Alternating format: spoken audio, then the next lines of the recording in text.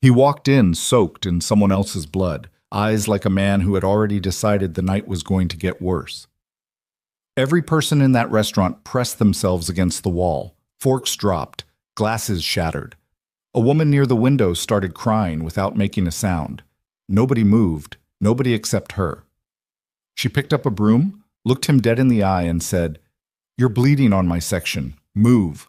That was the night Mara Ellison accidentally walked into the most dangerous love story this city had ever seen. And nobody, not even her, knew she wouldn't walk back out the same. If this story already has you hooked, stay with me until the very end. Hit that like button and drop a comment telling me what city you're watching from. I want to see just how far this story travels. The city smelled like rain and diesel that November, the kind of cold that got into your joints and stayed there. Mara Ellison had been on her feet since 11 that morning. 13 hours, 2 double shifts, 1 broken shoe sole she duct-taped back together in the supply closet because she couldn't afford to replace them until Friday. Her lower back was a wall of solid pain. The fluorescent light above table 7 had been flickering for 3 weeks, and management still hadn't fixed it, which meant the customers sitting under it always complained, and the complaints always landed on her. She was 26 years old, and she moved through that restaurant like a woman twice that age. Not slow, never slow. She couldn't afford slow, but deliberate, careful. Every motion had a purpose, because wasted motion was wasted time, and wasted time was wasted money, and money was the only thing standing between her sister Lily and a second round of medical bills that had already swallowed their mother's entire savings before their mother passed. It was a Tuesday, past 10 at night. The dinner rush had thinned to a few lingering couples and a group of men in expensive suits at the back corner table who had been nursing the same bottle of Barolo for 40 minutes and laughing too loud. Mara had them figured out the moment they walked in. The kind of men who snapped their fingers at waitstaff and undertipped out of principle, not poverty. She was refilling the breadbasket at table 3 when the front door came off its hinges. Not literally, but close enough. The door exploded inward with a force that sent the little brass bell above it spinning sideways. The couple nearest the entrance flinched back in their chairs. One of the suit men at the back went rigid. The maitre d', a thin man named Paolo, who had worked the floor for 20 years and prided himself on his composure, actually stepped behind the hostess stand. Darian Voss walked in. He was 6'2" and built like someone who had never once in his life backed down from a physical confrontation, which, as it happened, was exactly what he was. He wore a dark coat that had been expensive once, now torn at the collar. His knuckles were split open, the kind of damage that came from hitting something that hit back. There was blood, not a little, not a polite smear, but real blood, dried dark along his jaw, fresh and wet across the front of his shirt, spread across his left forearm in a long, ugly streak that dripped onto the marble floor every time he moved. His eyes were the color of gunmetal, and they were scanning the room, the way eyes scan a room when the person behind them is still running on adrenaline and rage, and hasn't yet decided whether the night is finished with them or not. People froze. That was the natural response to Darian Voss, and he had learned to count on it. Fear was currency in the world he moved through, and he spent it freely. He had walked into board meetings and made grown men forget their own names. He had stood in the middle of warehouses and watched crews of 30 men go completely silent just from the way he held himself. Fear was the one language everyone in his life had always spoken fluently. The couple by the window gathered their coats without speaking. The suit men in the back stopped laughing. Paolo remained frozen behind his mahogany fortress. Darian moved toward the center of the room. He didn't appear to have a destination. He moved the way a storm moves, not toward anything, just forward, forward, unstoppable. And when his hip caught the edge of a small serving table along the wall, he didn't step around it. He shoved it, hard. The thing tipped sideways, and a ceramic vase and 3 water glasses went off the edge in a cascade of sound that made every remaining customer in the restaurant flinch in unison. The crash was spectacular. Water spread across the polished floor. Glass glittered under the chandeliers like something almost beautiful, if you were far enough away from it. Darian stared at the wreckage on the floor the way a man stares at something when he doesn't really see it, when his eyes are aimed at one thing, but his mind is somewhere else entirely, somewhere dark and far away, replaying something that can't be undone. "Sir," Paolo's voice, thin and careful from behind the hostess stand. Sir, I need to ask you to... Darian turned his head slowly. Just his head. Paolo stopped talking as if the sentence had been physically removed from his throat. The remaining customers were moving now, quietly, carefully, the way people move when they don't want to attract the attention of the dangerous thing in the room. Coats were gathered, chairs scraped back in slow motion. A woman near the kitchen corridor pressed herself against the wall and inched toward the exit with her eyes fixed on the floor. Nobody ran. Running attracted attention. They all understood this instinctively. Mar Ellison came out of the kitchen carrying a tray of clean wine glasses. She stopped. Assessed the room in about 2 seconds. The overturned serving table, the broken vase, the glass across half the floor, the blood trail from the door, the enormous bleeding man standing in the middle of all of it, radiating violence like a furnace radiates heat. Then she looked at the wine glasses on her tray, looked at the floor and sighed through her nose the way a person sighs when they're adding something new and terrible to a list that was already too long. She set the tray carefully on the nearest stable surface, turned around, went back into the kitchen, came out 30 seconds later with a broom and a dustpan. She started sweeping. Not in a panicked, nervous way. Not in the way of someone trying to look busy while they figured out an escape route. She swept with the same worn-down efficiency she swept with every other night of her life. Methodical, economical, starting at the outer edge of the glass field and working inward. Darian watched her. He watched her the way you watch something that doesn't compute, something your brain keeps trying to categorize and failing. Every other person in the room had reacted to him the correct way. She was sweeping glass. She wasn't even looking at him. She worked her way toward him. Didn't slow down, didn't look up. When she got within 4 feet, she stopped sweeping and looked at the floor between them, then finally looked up at him. Not with defiance exactly, more the way you look at a piece of furniture that has been moved to the wrong place. "You're bleeding on the floor," she said. He stared at her. "I just mopped this section 2 hours ago." She held out her free hand, palm up. "Give me your arm." "What?" "Your arm." She didn't blink. "You're dripping. Give it to me or step to the left, I don't care which, but stop standing there bleeding on the tile." Something happened to Darian Voss's face in that moment. It was subtle and it passed quickly, but it was there. A flicker of something unfamiliar, like a man who has just heard a word in a language he didn't know he recognized. He looked down at his forearm, at the blood, back at her. She reached past him, pulled a clean linen napkin from the stack on the nearest table, and without waiting for permission wrapped it once, firm and efficient, around the worst part of the cut on his forearm. He let her. He didn't know why he let her. His entire body was still charged with the electricity of whatever had happened an hour ago in a parking garage on the east side of the city, still wired for violence, still running hot, and yet he stood there and let this small, exhausted woman wrap his arm like it was the most ordinary thing in the world. "Sit down," she said, "before you fall down. You've lost more blood than you think." "I'm not..." "Table 4." She pointed, then picked up her broom and went back to sweeping. He sat at table 4. He didn't know why he did that either. The restaurant had essentially emptied by then. Paolo was on the phone in the back. Darian could see him, could see by his posture that he was talking to someone important, could guess who. The suit men were gone. The couples were gone. It was just him and the sound of a broom on marble and the flicker of that broken light above table 7. The woman, he didn't know her name yet, finished sweeping the main pile into the dustpan, deposited it in the bin near the service station, came back with a wet cloth, and wiped down the floor where he'd been dripping. Then she disappeared into the kitchen again. She came back with a glass of water and set it on the table in front of him without making eye contact. "You should get those knuckles looked at," she said, glancing at his hand. "2 of them are going to need stitches." "You a doctor?" "No, I just know what stitches look like." She straightened up. "Are you going to destroy anything else tonight, or are we done?"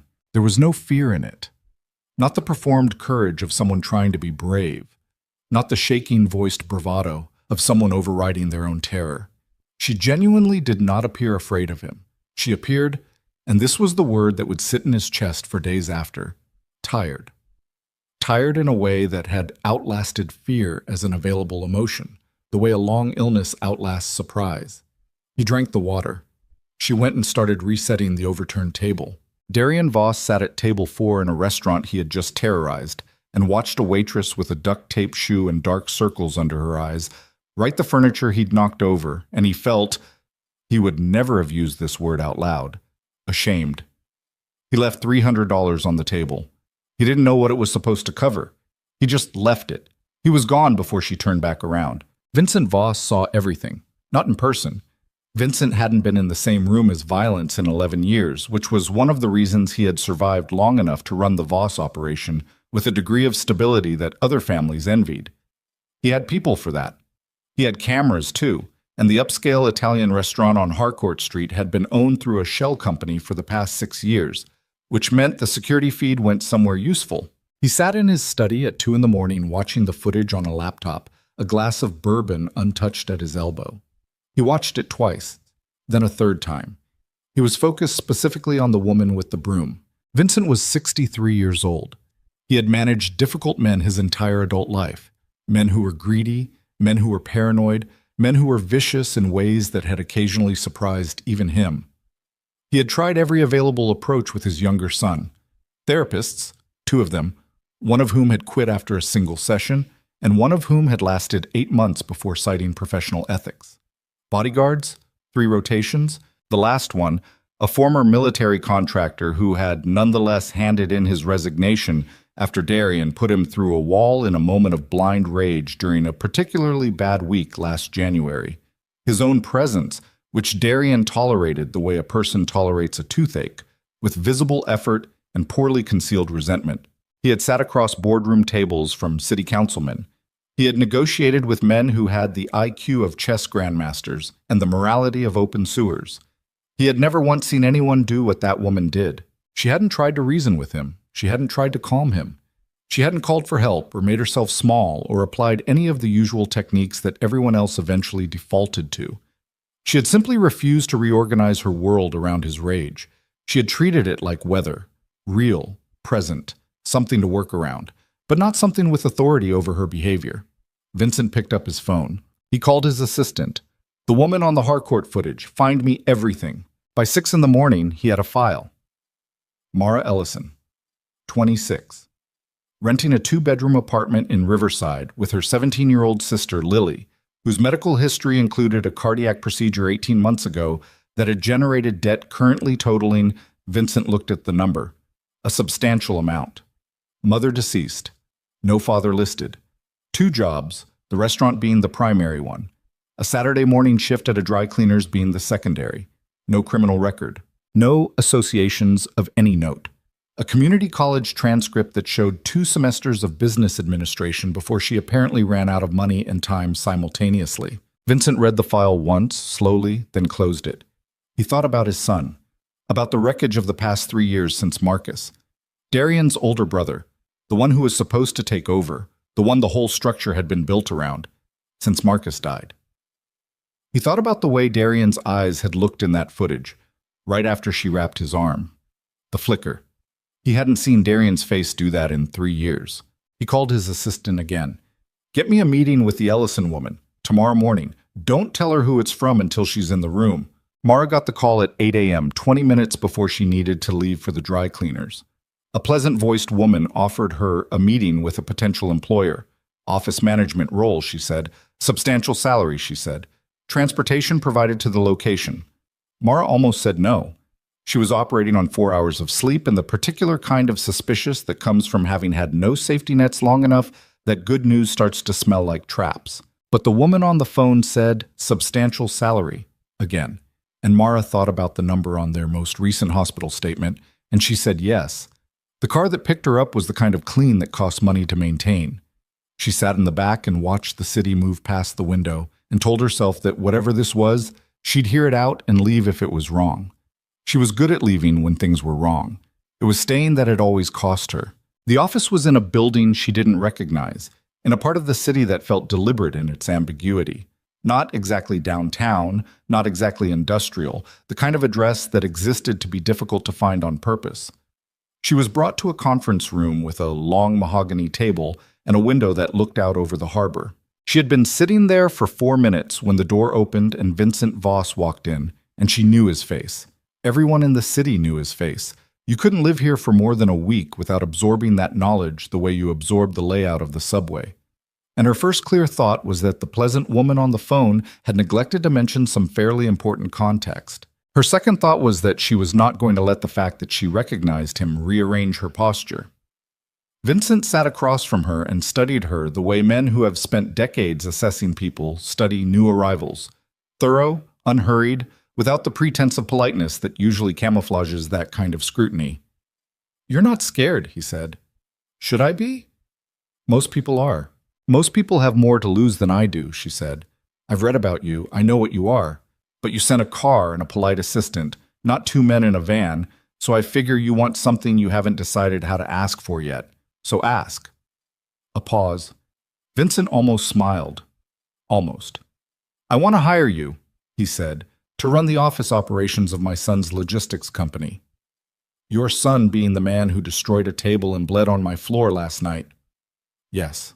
"What happened to the last office manager?" A beat. "He quit." "And the one before that?" Longer beat.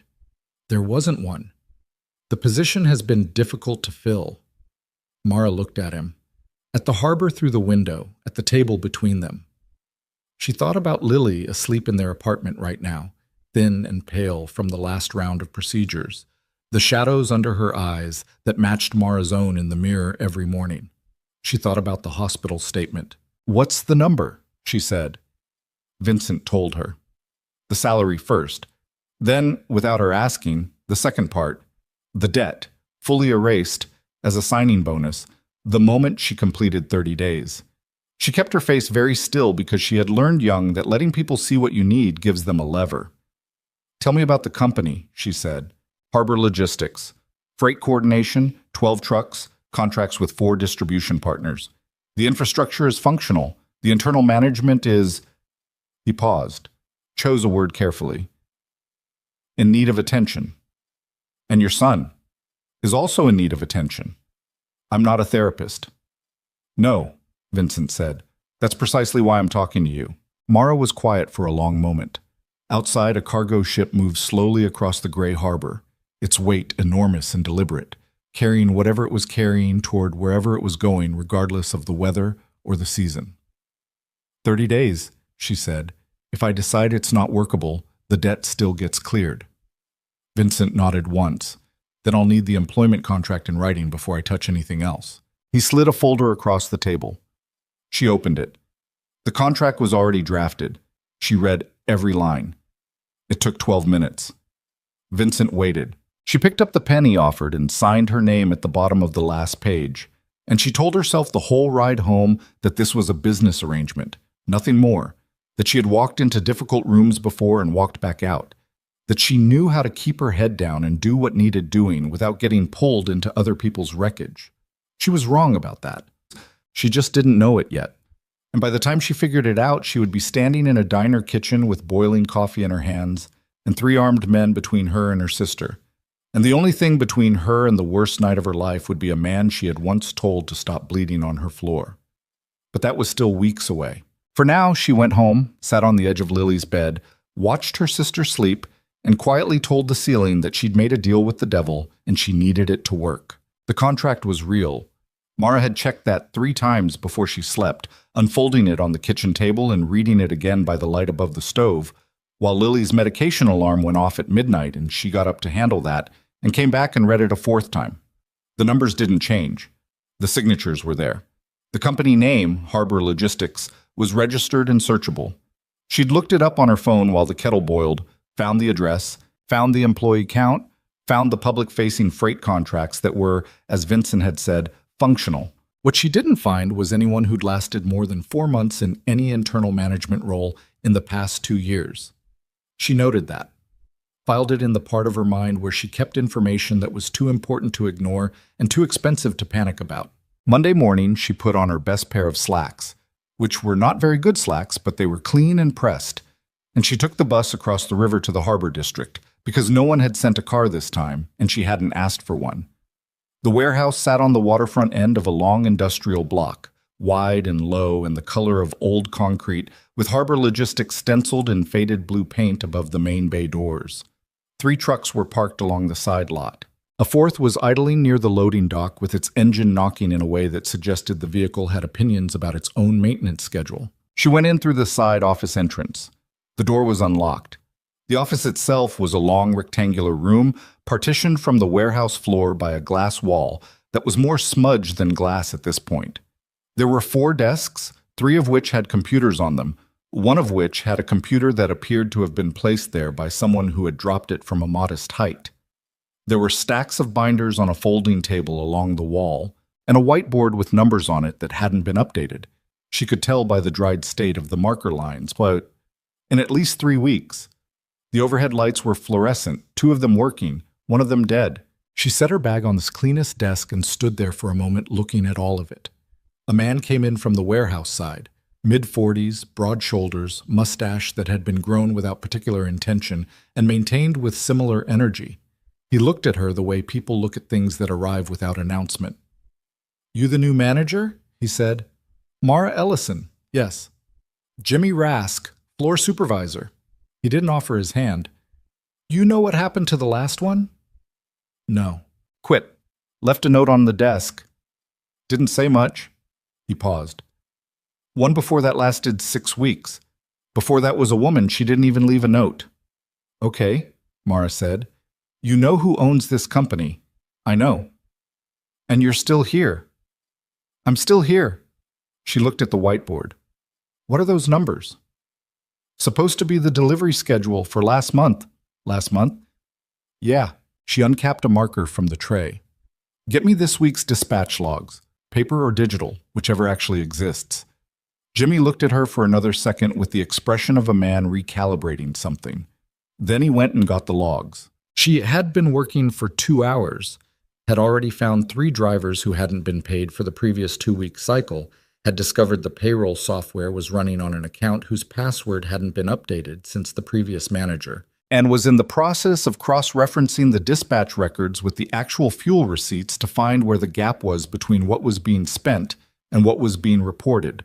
When the door from the warehouse floor opened and the temperature in the room dropped about 10 degrees, Darian Voss stood in the doorway. He was dressed differently than the night at the restaurant.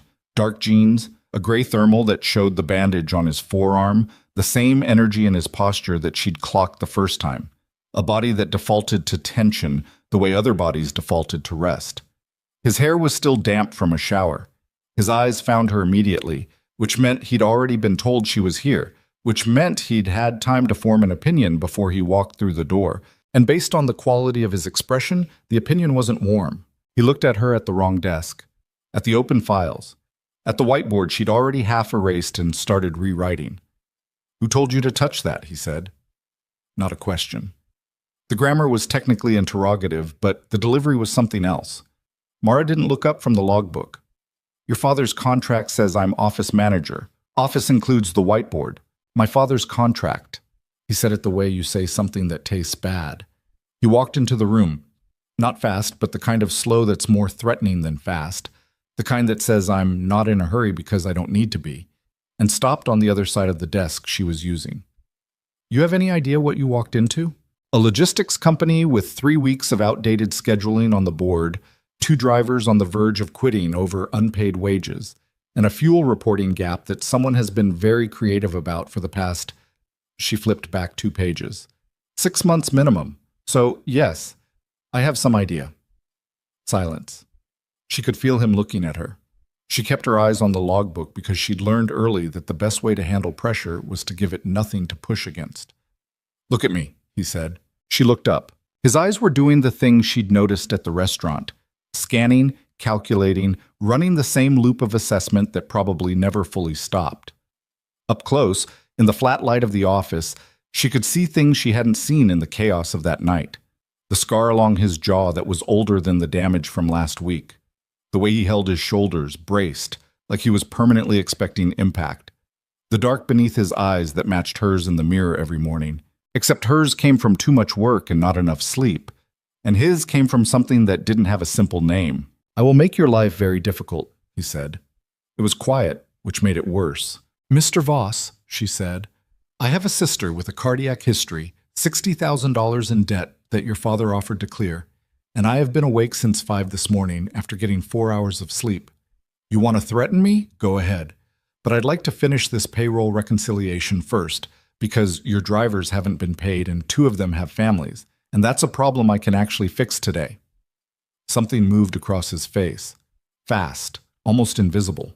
He pulled out the chair across from her, turned it backward, and sat down with his arms crossed over the back of it. He didn't say anything. He watched her work. She went back to the logbook. That was the first morning. The days that followed had a particular texture, abrasive and repetitive like sandpaper, wearing things down without either of them acknowledging what was being worn. Darian came into the office every morning and found some new thing she had changed and reacted to it with the contained fury of a man who had decided that fury was his primary operating mode and wasn't prepared to update that decision. She had reorganized the filing system. He told her the old system worked. She pointed out that the old system had lost 14 invoices in the past quarter. He told her to stay out of the billing records. She said the billing records were the reason 2 of their 4 distribution contracts were at risk of penalty clauses, and walked him through the specific clause numbers, while he stood there in his thermal shirt with his jaw set so hard she could see the muscle working in his cheek. He didn't tell her to stop. He walked out. The second week, one of the drivers, a man named Carver, heavy-set and quiet, who had been with the company through 2 previous managers, came to her desk and told her that the afternoon run on Route 7 had been going out under a false manifest for the past 3 months. Wrong weights. Wrong contents. He said it quietly, looking at the door to the warehouse floor the whole time, and she understood without him saying it that this was information that carried risk, and he was giving it to her because he'd decided, for reasons of his own, that she was the right person to have it. She thanked him, didn't write it down, kept it. That afternoon, she pulled the Route 7 records and sat with them until 7 p.m. after everyone else had left.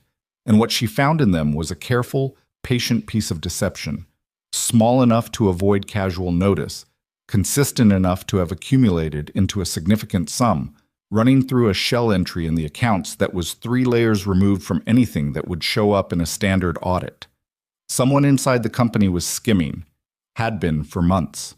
And whoever it was had started doing it right around the time Marcus Voss died, which was either coincidence or wasn't. She put the records back exactly as she'd found them. Went home.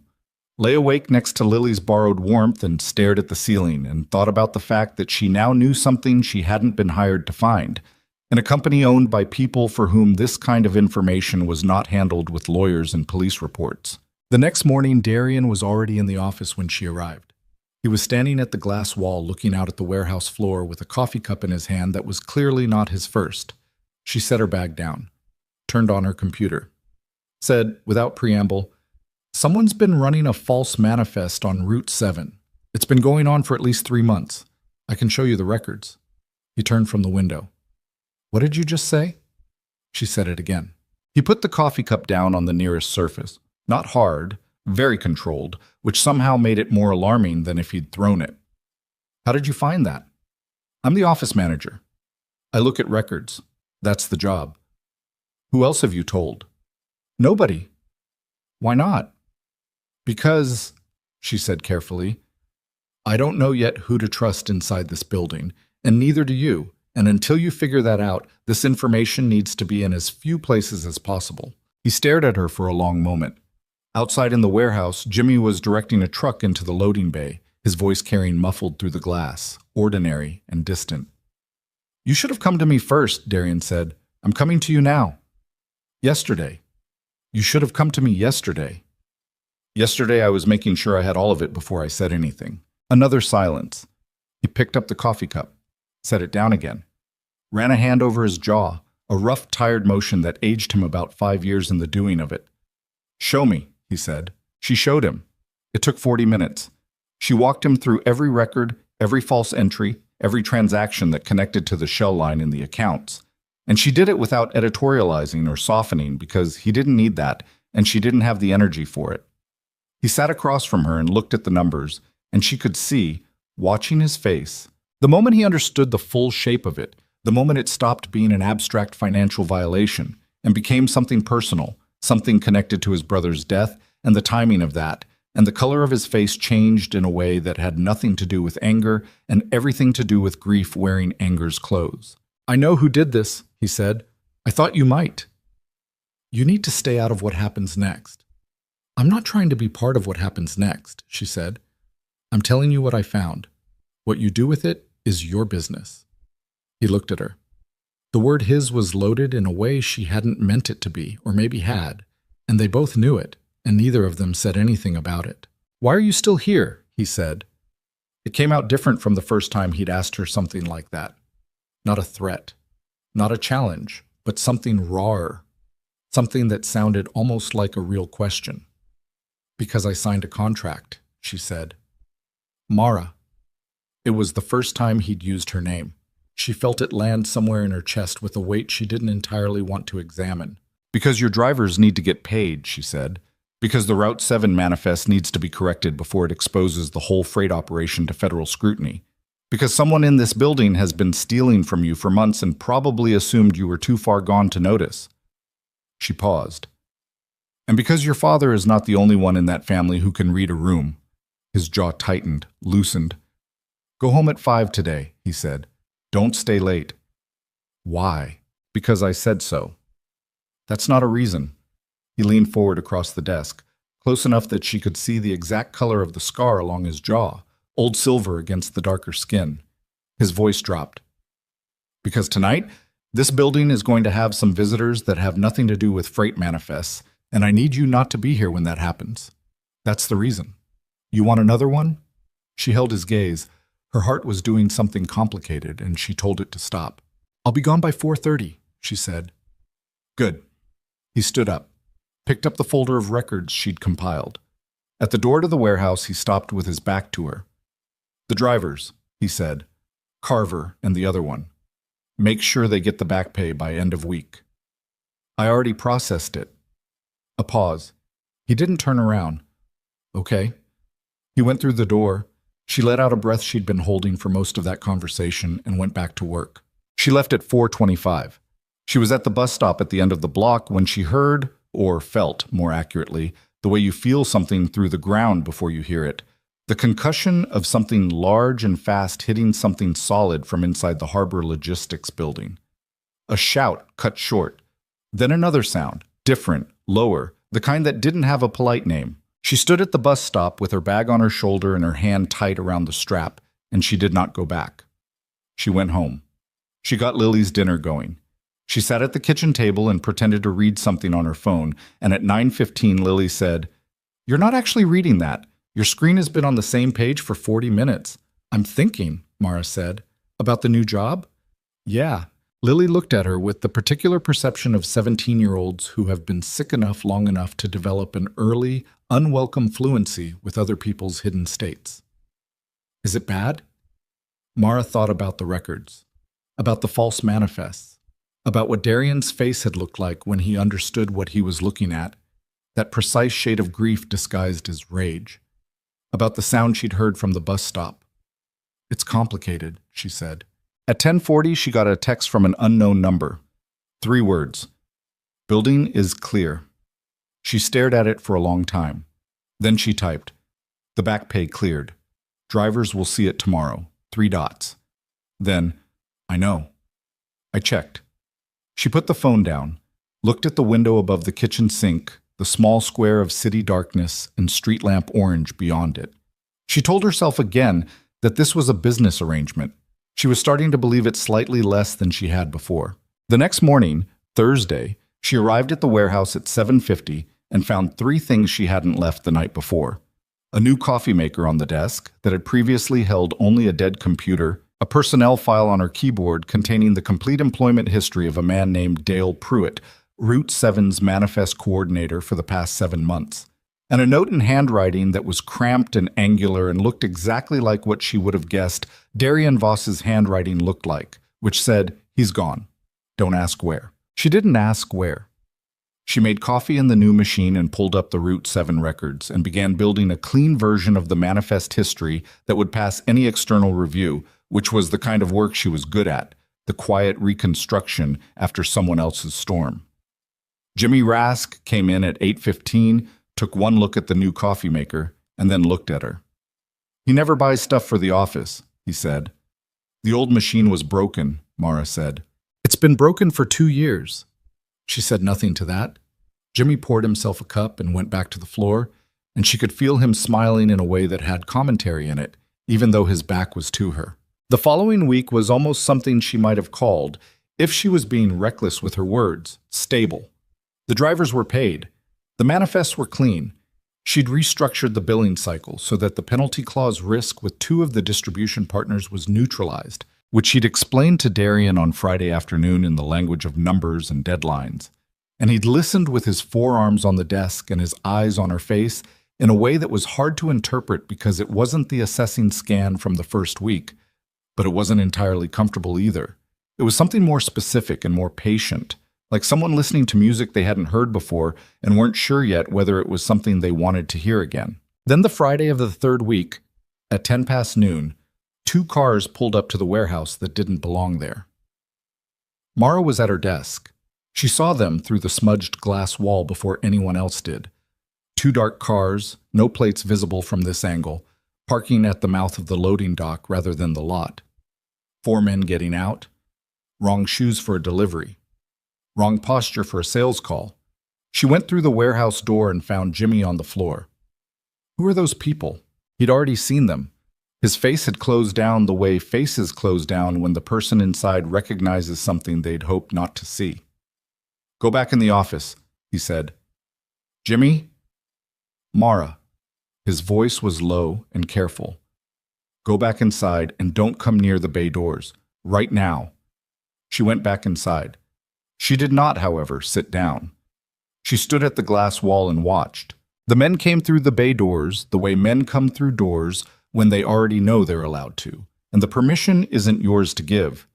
They were dressed plainly, which on them looked deliberate, and 2 of them were carrying the specific kind of relaxed posture that meant they weren't worried about what they might need to do with their hands, because they'd already done it before and it hadn't unsettled them. Darian was on the far side of the warehouse floor, by the tool rack, when he saw them.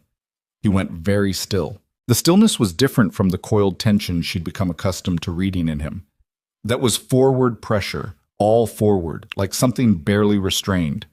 This stillness was different.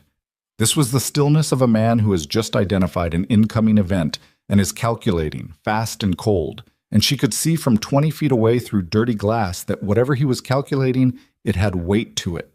It had history. The lead man said something she couldn't hear through the glass. Darian answered, short. She couldn't read lips, but she could read the architecture of the exchange. Dominance play, challenge, counter, the kind of conversation that wasn't really a conversation. Then the lead man looked directly at the glass wall, at her, and smiled with the specific quality of a man who has just identified a useful piece of information. Darian's head snapped toward the glass, toward her.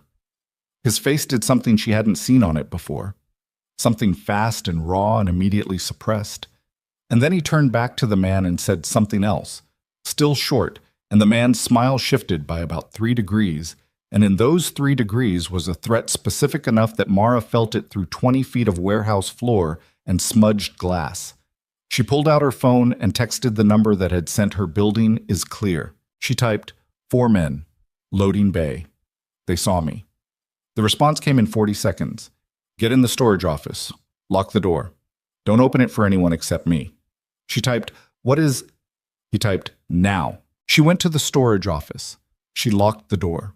She stood in the dark between shelves of spare parts and outdated binders, and she listened to the warehouse sounds and tried to remember the last time she'd been afraid of something she couldn't fix with a broom and good record-keeping, and she realized the answer was longer ago than she'd thought. Through the thin interior wall she could hear voices, too muffled for words, too charged for ordinary business. And then something that was not voices, and then a long, taut silence that was in some ways worse than the sounds, and then footsteps, more than one set, moving toward the exit, and then the sound of the cars leaving. She waited. 7 minutes later, 3 hard knocks on the storage door. It's me. She unlocked it. Darian stood in the doorway. His nose was bleeding. Not badly, a split along the bridge, the kind of damage that looks worse than it is, but still looks significant. His right hand was holding the left forearm, not the same wound as before, but near it. He was breathing through his mouth in the way people breathe when they've just finished doing something that used everything they had. He looked at her standing in the dark between the shelves, and something in his face went through a change she couldn't name. Something that wasn't the anger she'd cataloged, and wasn't the grief she'd glimpsed, and wasn't anything she had a clean word for. "Are you hurt?" he said. "No." "Did they come in here?" "No, I locked the door like you said." He nodded. He leaned one shoulder against the door frame. The bleeding from his nose had slowed. "Who were they?" she said. He didn't answer immediately. "Darian." Also the first time she'd used his name, she watched him register it. "Who were those men?" "Rival outfit," he said. "Leone's people. Victor Leone.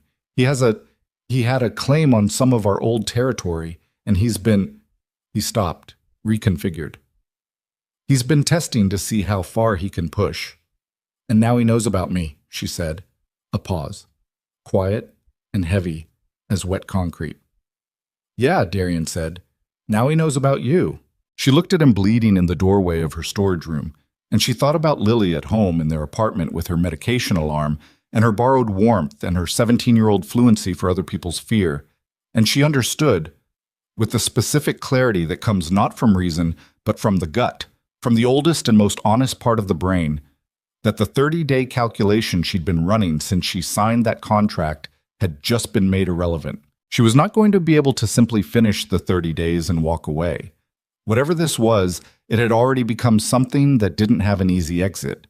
She could see that now with the kind of cold certainty she usually reserved for numbers that didn't balance and couldn't be made to balance no matter how you arranged them. She looked at Darian.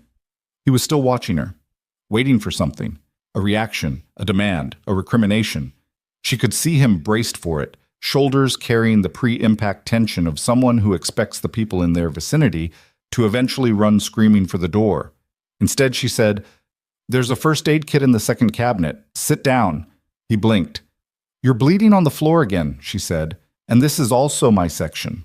And in the storage room of a warehouse on the Harbor District waterfront, with the smell of motor oil and old paper and cold concrete around them, something shifted between Mara Ellison and Darian Voss, small and irreversible, the way the first fracture in ice is small and irreversible.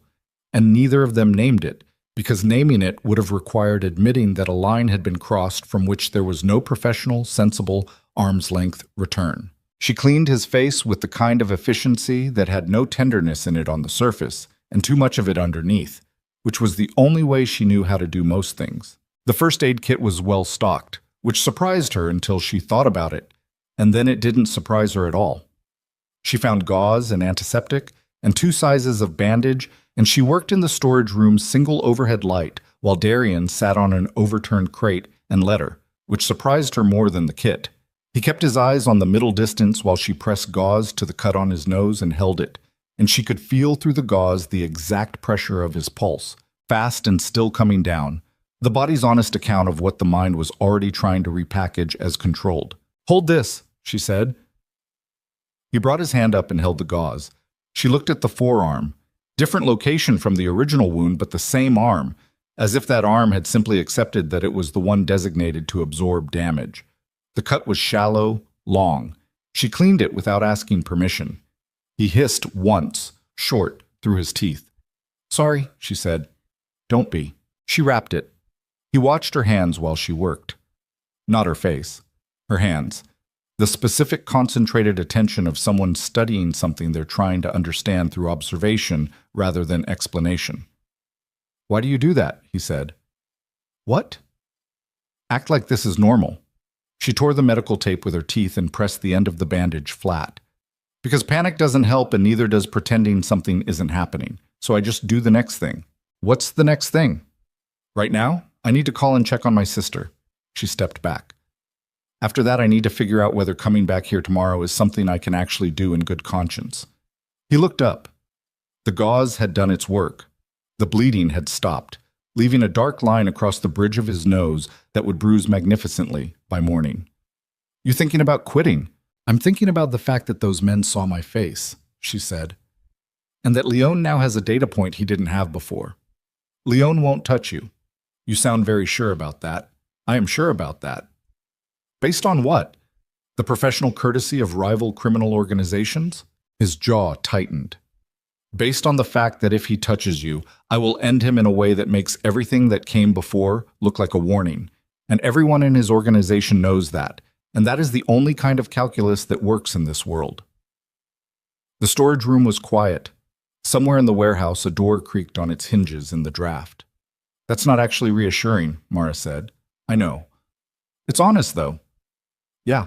She called Lily on her way out of the storage room. Lily answered on the second ring, already in the middle of telling Mara about something that had happened at school, her voice carrying the particular animation of someone whose world was still primarily organized around ordinary things. And Mara stood in the warehouse aisle with the smell of motor oil in her lungs and listened to every word of it and made the right sounds in the right places and did not let any of what had just happened touch the inside of that phone call. When she hung up, Darian was leaning against the hood of the nearest truck, watching her. She okay? He said. She's fine. Mara put her phone in her bag. She has a quiz tomorrow and she's annoyed about it. Something moved across his face. Something that wasn't what she usually saw there. How old? 17. He nodded slowly, looking at the floor between them. Marcus was 17 when he first started learning the business, he said. It came out quieter than his normal register, like a statement that had escaped rather than been released. I was 14. I thought it was the best thing that had ever happened to me, following him around, being useful.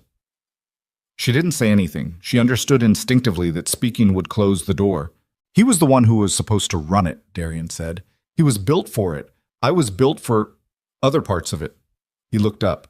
The overhead lighting in the warehouse was harsh and institutional, and it showed everything. You understand what I'm saying? Yes. So when he died, there was no plan. There was just me. And I am not what he was. No, Mara said. You're not. He blinked. Apparently he'd expected something else. He's not here, she said. You are. Those are different jobs. She picked up her bag. I'll be here tomorrow at 8. She walked to the exit. At the door, she stopped. Lock the bay doors properly tonight, both sets. I always lock them. The padlock on the secondary bay has been sticking. Jimmy has a spare. Use it. She went home. She checked the door twice before she slept. That was a Thursday. By Sunday, Darian had begun driving her home. It started without announcement or discussion. Friday evening, she'd walked to the bus stop and found him already there, leaning against his car, looking like he was pretending he happened to be in that exact location for reasons completely unrelated to her departure time. And she had looked at him and at the car and made a rapid internal calculation about what it meant to accept this versus what it meant to refuse it. And then she thought about the men who had looked at her through the glass wall, and she got in the car. They didn't talk much. That was the part that was strange. She'd expected him to be difficult in a car, too large for the space in some psychological sense, the way difficult men often became more so when confined. Instead, he drove with his left hand at the bottom of the wheel, and the city went by the windows, and sometimes he said something brief about the route or asked if she needed to stop somewhere. And once she needed to stop at the pharmacy for Lily's prescription, and she came back out to find him double parked with the hazards on, reading something on his phone, and when she got in, he just pulled out into traffic like it was something they'd been doing for years. She started noticing other things. The coffee on her desk every morning, she had attributed this initially to the new machine, but the coffee was always there when she arrived, which meant someone had made it before her, which meant someone had been there before 8 a.m., which narrowed it down considerably. The employee schedule she'd posted had been revised overnight on Tuesday, and when she looked at the changes, she realized they were correct, better than her original version in 2 specific ways she'd missed. And the handwriting on the margin notes was cramped and angular and familiar. She didn't bring this up. The drivers had noticed something. She could tell by the way they talked to her in the second week versus the third. Less watchful, more direct, the way people talk when they've decided the new element in the environment is stable and can be trusted with something closer to honesty. Carver brought her coffee one morning and lingered at her desk long enough to say quietly that in his 4 years at Harbor Logistics, he had never seen the books look the way they looked now. And he said it in a way that meant more than the literal content of the words. How bad was it before, she asked. Before you? Bad enough that I was looking at other companies. He paused.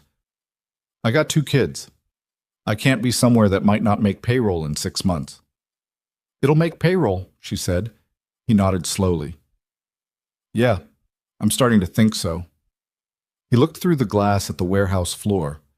He's different too, you know, Darian. I don't know, less like he's waiting for everything to go wrong. She said nothing to that, but she thought about it later, on the drive home, watching the city through the passenger window. Darian had the radio on low, something instrumental, the kind of station that played at low volume without demanding attention. Can I ask you something? She said. Probably.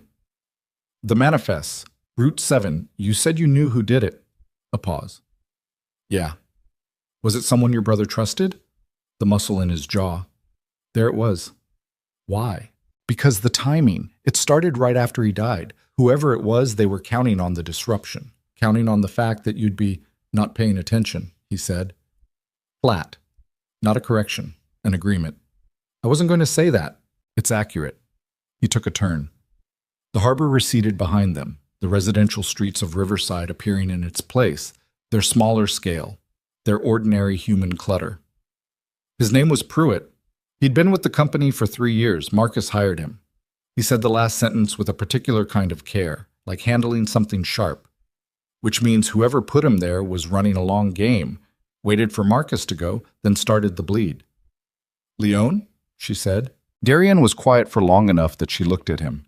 His profile in the passing streetlights was very still. That's what I'm trying to confirm, he said. They pulled up outside her building. The engine idled. Be careful with that, she said. Confirming something like that has consequences. I know what the consequences are. I know you know. I'm saying be careful anyway. She opened the door. The consequence I'm worried about isn't what you'll do to him. It's what he'll do first if he thinks you're close. She got out. At the door to her building, she looked back. He was still sitting there, not pulling away yet, and in the reddish-orange of the streetlight through the windshield, his face was doing something she'd come to recognize as Darian Voss, thinking about something he wasn't ready to say. She went inside. The call came on a Wednesday morning, 3 weeks and 4 days after she'd signed the contract. She was at her desk, working through the distribution partner renewal terms, when her cell rang with a number she didn't know. She almost didn't answer it. She had a policy about unknown numbers that had kept her from 2 separate scams in the past 18 months, and she trusted it. She answered. The voice on the other end was a man she didn't know, pleasant in the performative way of someone who has practiced pleasantness as a tool rather than having arrived at it naturally. He said her name. He said Lily's name. He said the name of Lily's school. He said the time Lily's last class ended on Wednesdays. Then he said, Tell Darian that Mr. Leone would like to have a conversation. He has 48 hours to arrange it. The alternative is that conversations happen with other people. The line went dead. Mara sat with the phone in her hand for 3 seconds that felt significantly longer. The office sounds around her continued, the hum of the computer, the distant knock of the truck engine from the bay, ordinary and indifferent to the specific temperature of what had just occurred. She got up, walked through the warehouse door, found Darian at the far end of the floor talking to Jimmy about a routing change. I need a minute, she said. Jimmy read the room and left without being asked. That was something Mara had come to appreciate about Jimmy Rask. His ability to interpret the specific atmospheric pressure of a situation and remove himself from it. She told Darian what the voice had said. All of it.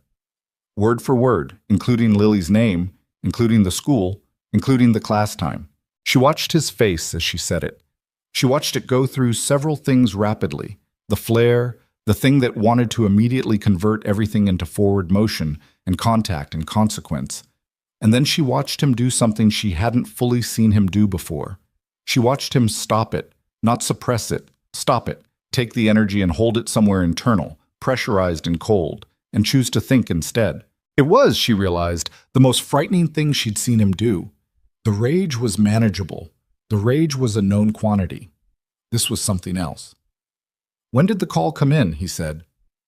4 minutes ago. Did you recognize the voice? No. What number? She showed him her phone. He took a photo of the screen with his own phone. Lily goes home the usual time today, he said. I'm putting someone on your building, starting tonight. Darian, that's not negotiable. She looked at him. What is Leone actually trying to accomplish here? Because threatening my sister to get a meeting, That's not positioning, that's desperation. What does he know that makes him desperate right now? He looked at her for a beat too long. Something cold settled in her stomach. Darian, what does he know? Another beat. He turned away, one hand on the back of his neck, the gesture of a man deciding how much of a thing to give. I've been building a case, he said. Financial. The embezzlement from Pruitt traces back to Leone. I have 4 of the links confirmed. I need 2 more. When I have all 6, I can take it to the family's council and strip him of everything without a war. No violence, just evidence. He paused. He must have someone inside the council who told him I'm building something. He doesn't know what it is yet, but he knows I'm close to something. She processed this. How long have you been doing this? 6 weeks. 6 weeks. You've been doing this since before I started. Yes. And you didn't tell me. It wasn't your business.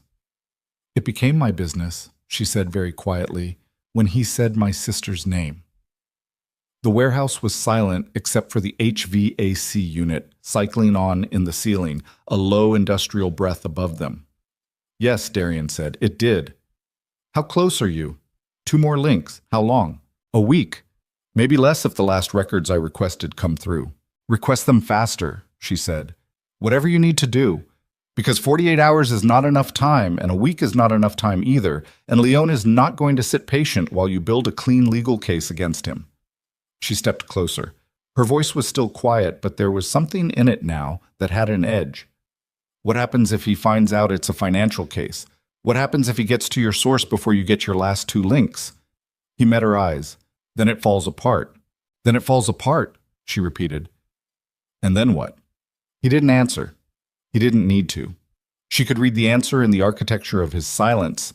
The what then was violence, was war, was the version of Darian Voss that she had been watching him try very hard not to return to, the weapon version, the version that existed before she handed him a towel in a restaurant and told him to stop bleeding on her floor. Then we get the last 2 links before that happens, she said. We. Where are the records you're waiting on? Financial institution, came in routing. My contact there is slow. Your contact there is slow because you're asking through channels that require courtesy, she said. Who actually controls those accounts? He stared at her. How would you know anything about Cayman routing structures?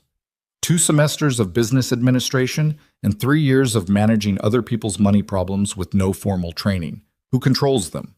He told her. She went back to her desk. She spent 40 minutes on her computer doing things she had not previously needed to do in the context of freight logistics management. And then she sent 3 emails to entities she had identified through a chain of company registrations that she could follow because she had spent 3 weeks learning the filing infrastructure of Darian's company and the related entities, and she knew how the architecture worked. And the emails were precise and professional and applied a specific pressure point in the regulatory framework that she had identified while cleaning up the Route 7 records and had filed away as potentially useful. By 3:30 that afternoon, 2 of the 3 had responded. She printed the relevant documents, walked to Darian's office, a glass-walled room at the back of the warehouse space that he used mainly to leave his coat in, from what she could tell, since she had never seen him actually sit at the desk in it. He was there now, standing at the window, phone to his ear. She set the documents on the desk. He looked down at them without ending the call.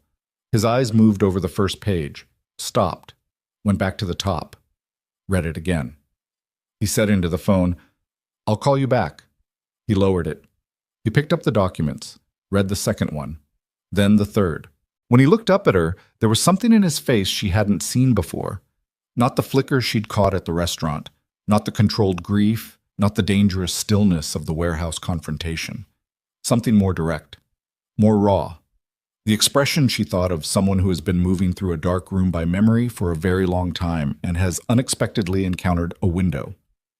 How did you get these? He said. Regulatory pressure on the holding company's registered agent. They have a compliance filing due in 11 days that they're already late on.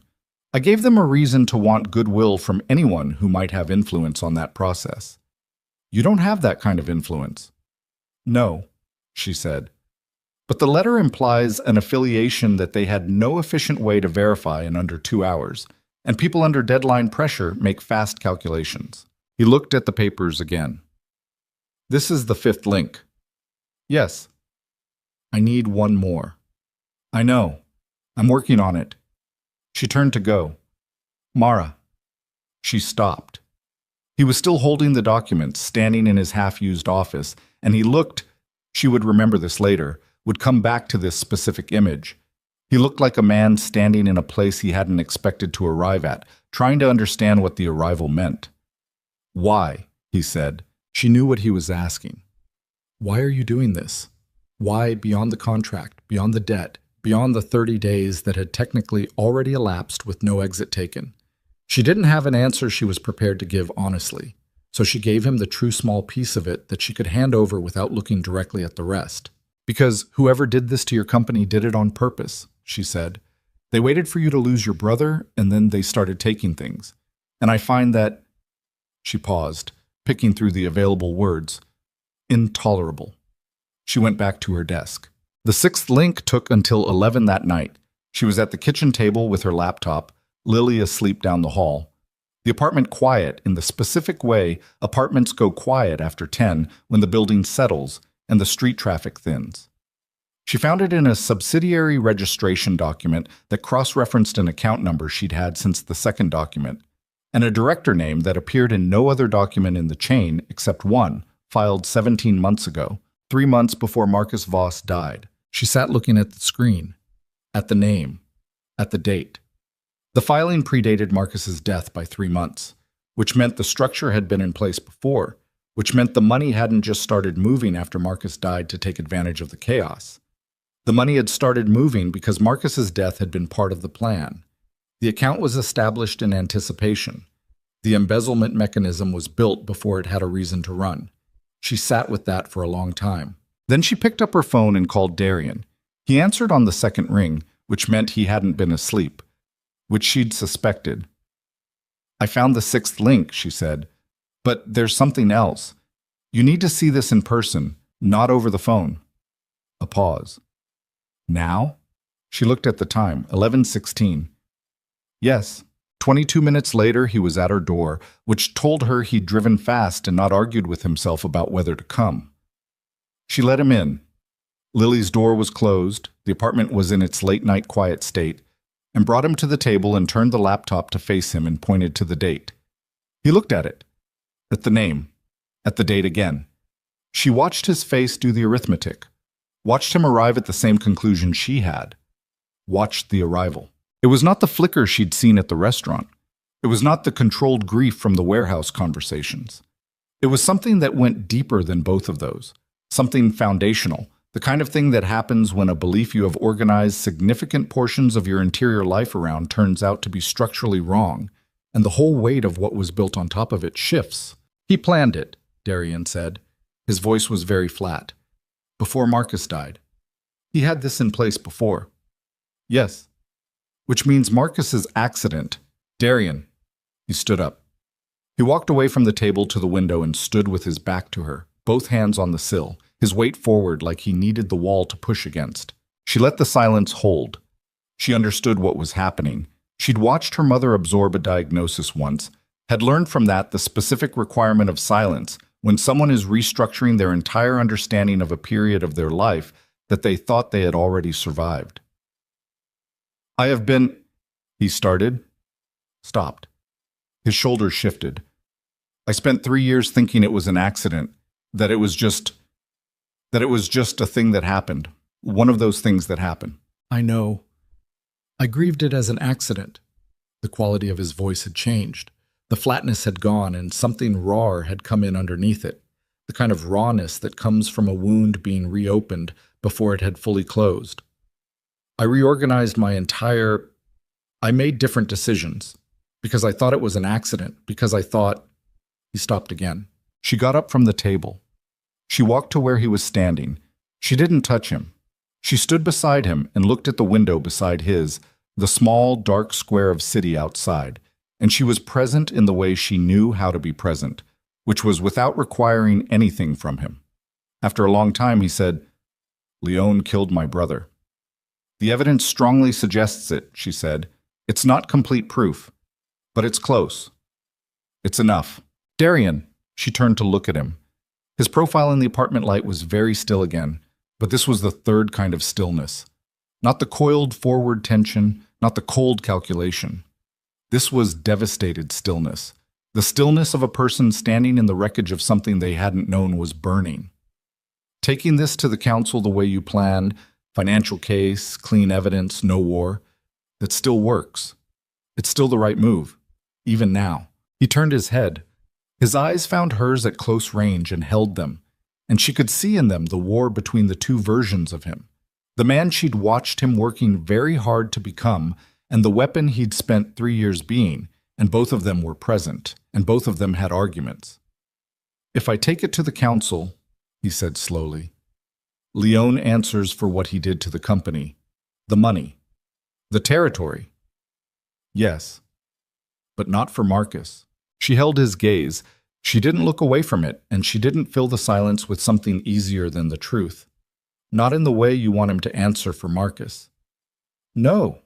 He looked at her for a long moment. Outside, a car moved slowly down the street, its headlights sweeping briefly across the ceiling, and went. "I have to go," he said. "Darian, I'm not going to do something stupid tonight," he said. I need to be somewhere that isn't here right now." He looked at her one more time, and in that look was something she was going to have to sit with because it was too large and too specific to look at directly yet. And then he went to the door. "The evidence," she said. "Don't do anything until the council sees the evidence. Promise me that much." His hand was on the door, his back to her. "I'm not in the habit of making promises," he said. "I know, make one anyway." The pause that followed was long enough that she had time to register her own heartbeat. "I'll take it to the council," he said. After that is after that," she said. "Just give me the council first." He left without answering. She stood in her kitchen and listened to his footsteps on the stairs, and then his car starting in the street below. And she stood there until the sound of the engine faded entirely. And then she sat down at the table and looked at the laptop screen and the document that had rewritten the story of the past 3 years for a man she had not expected to care this much about. And she thought about the 48-hour window that Leon had given them. And she subtracted the hours that had already elapsed, and the number she arrived at was not enough. She needed to move the timeline. She needed Darian to hold together long enough to let the clean version win. She needed Lily to stay safe, and the council meeting to happen, and the evidence to land the way evidence was supposed to land when it was real and complete, and the truth. She needed a lot of things to go exactly right, simultaneously, in a situation designed to make things go wrong. She looked at her phone. No messages. She closed the laptop, went to check Lily's door, cracked it open, looked at her sister sleeping with that young, undefended quality that sleeping people have, the complete temporary absence of armor, and she felt the weight of everything she was now carrying on behalf of 2 lives that were not her own and one that was. And she understood that the woman who had walked into Vincent Voss's conference room 3 weeks ago and read every line of a contract before signing it and told herself this was a business arrangement, that woman had been overtaken by something she hadn't budgeted for. Her phone lit up, a text from Darian's number. It said, "I'll hold." And then, after a beat, "Keep the door locked tonight." She typed back, "Already is." She stood in the dark hallway between her sister's room and the kitchen. And somewhere in the city, a man who had just learned his brother was murdered was choosing, for the first time in the years since that murder, to do the harder thing instead of the easier one. And she understood with the specific clarity of someone who has been standing in other people's wreckage long enough to know the difference. That choice was going to cost him something fundamental, and that she was the reason he was making it, and that the debt that created between them was not the kind that appeared in any contract she had ever. The 48 hours ran out on a Friday. Mara knew it would. She'd been counting the hours the way you count the hours on something you can't stop. Not obsessively, just accurately. The way she tracked invoice deadlines and payroll cycles, because ignoring a deadline never made it move, and knowing exactly when it hit at least gave you the dignity of not being surprised. Thursday passed in a specific kind of tension that had texture to it, the way weather has texture before a storm, something in the air that wasn't visible but pressed against the skin. Darian came into the office at 7:30 and worked with a focus she hadn't seen from him before. Not the restless forward energy of his usual presence, but something tighter and more interior. A man running through calculations behind his eyes, while his hands did ordinary things. He made 2 phone calls from his office with the door closed. He reviewed the complete financial evidence package she had assembled. All 6 links, the subsidiary registrations, the account histories, the Cayman routing chain, and he went through it with the particular care of someone building a structure that has to hold weight. He didn't talk about the night before, about what the document had meant, about Marcus. She didn't ask him to. At noon, he came out of his office and stood at her desk. Council meeting is set for tomorrow morning, 9 a.m. My father's building. All of them? She said. Enough of them. He paused. Leon will know about it within the hour after I make the calls. That's unavoidable. Someone in the council structure is feeding him. So he'll have tonight to decide what to do about it. Yes. And you think he'll... I think he'll move before morning, Darian said. I think he'll try to get to me or the evidence before I walk into that room. She looked at him steadily. Then you need to not be where he expects you to be tonight. I know. And the evidence needs to be somewhere that isn't here. Already handled. He reached into his coat, set a USB drive on her desk. Encrypted copy? Secondary physical copy is with my father's attorney. What's on your laptop is a third. He paused. If something happens to me tonight, nothing is going to happen to you tonight. Mara, I heard you, she said.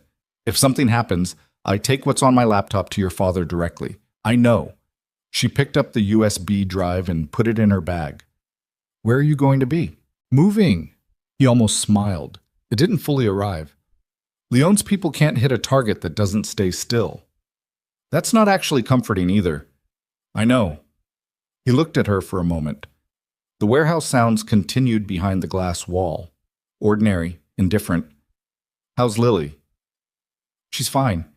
She has someone walking her home from school. She thinks it's a new neighbor being friendly. She paused. She's 17, not oblivious. I think she suspects something is different. Smart. Inconveniently, yes. He picked up his coat from the back of his office chair. At the door he stopped. He turned around, and the look on his face was the one she'd filed away. The window in the dark room, but more direct now, less contained, like something that had been building pressure and was approaching the limit of what containment could hold. After tomorrow, he said, when this is done. After tomorrow, she said. He left. She listened to his footsteps cross the warehouse floor, heard the bay door, heard his car, sat for a moment with the USB drive's weight in her bag, and the quiet of the office around her, and the particular feeling of being on the downslope of something very large that had been building for weeks. She went back to work. There was still payroll to process. The world did not pause its ordinary requirements for crisis. At 4 o'clock, she called Lily. At 4:30, she shut down her computer, gathered her things, and went to the window of the office that looked out over the harbor. The water was gray and very still, the way harbor water goes still before the weather turns. A container ship was moving slowly toward the dock, enormous and deliberate, carrying its cargo toward its destination with total indifference to everything happening on land. She watched it until it disappeared behind the dock structure. Then she went home. She didn't sleep. At 2:17 a.m., her phone rang. Unknown number. Not the same one as Leon's previous call. A different sequence, but the same quality of unknown. She answered it. Silence for 2 seconds. Then, is this Mara Ellison? Not Leon's man. A woman's voice, clipped and professional, the tone of someone who made difficult calls routinely. Yes, Mara said.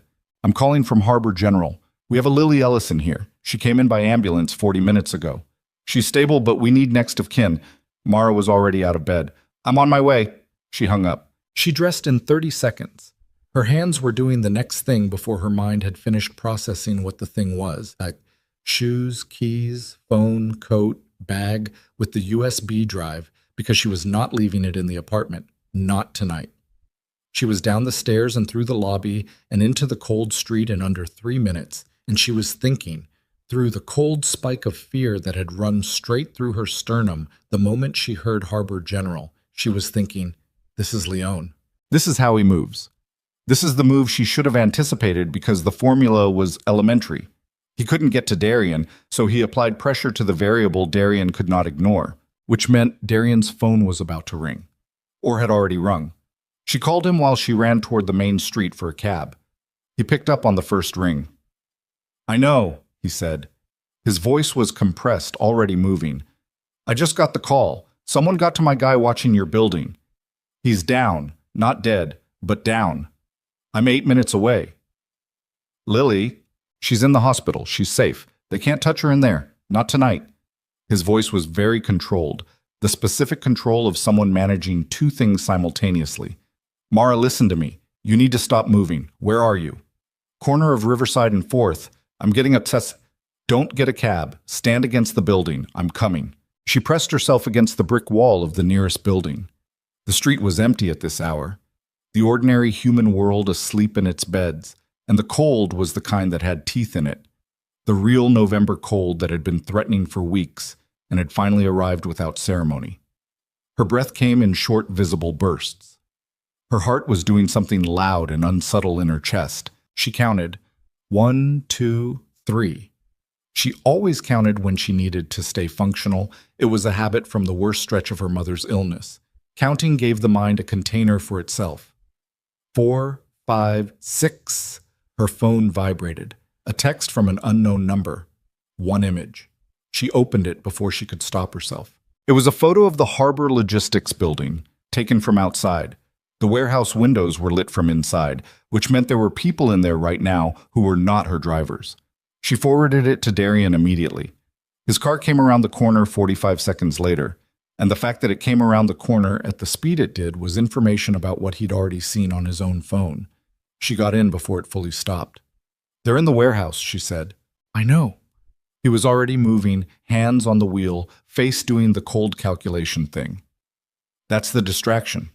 Lily was the pressure point to get you out of your apartment and to get me in the open.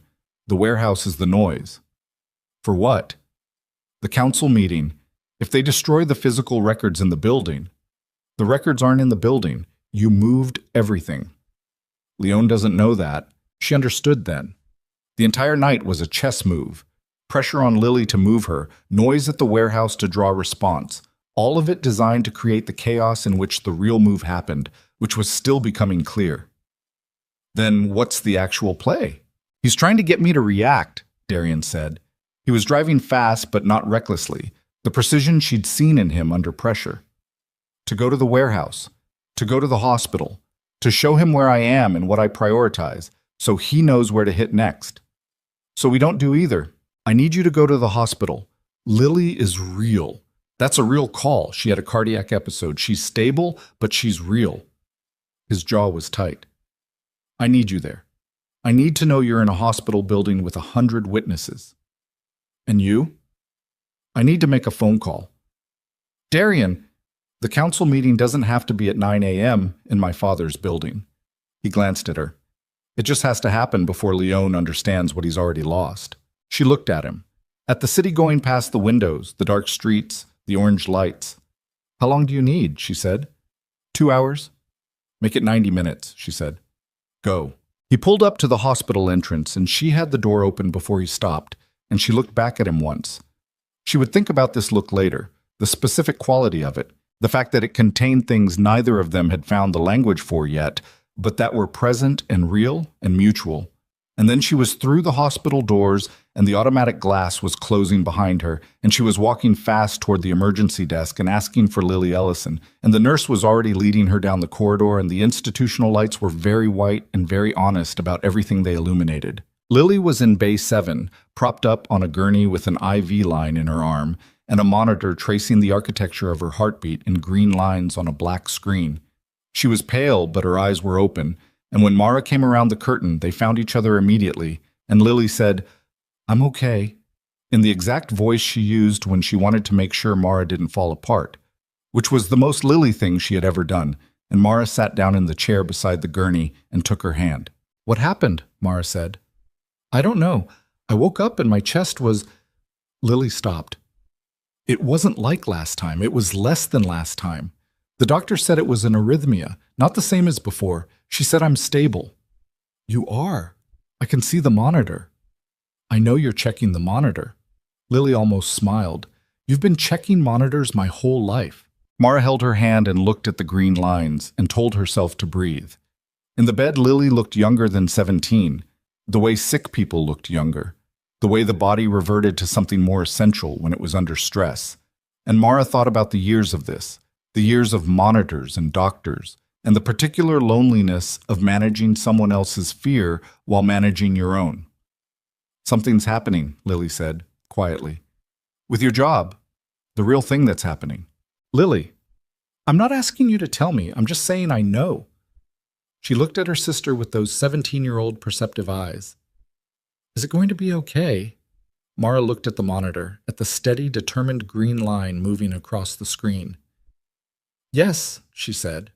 She believed it approximately 60%. She kept the other 40 off her face.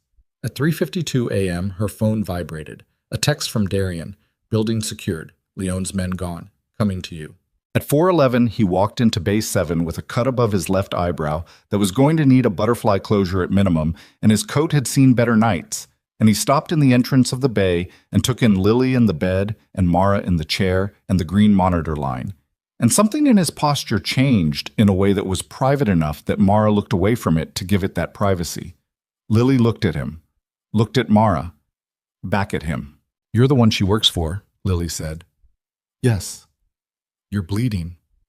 I'm aware." "There's gauze in the cabinet above the sink," Lily said, pointing. "She'll know what to do with it." Mara got up and got the gauze. Darian sat in the second chair. She worked on the cut while Lily watched with the open, uncomplicated assessment of someone who hadn't yet learned to look away from things. And when Mara pressed the closure strip flat against the skin above his eye and felt him go still under her hands, the same way he'd gone still in the storage room and in the restaurant. And every time she'd done this, she understood it was a specific kind of trust, the kind that doesn't announce itself. At 5 a.m., the attending physician came and released Lily with instructions and a follow-up appointment and a prescription renewal.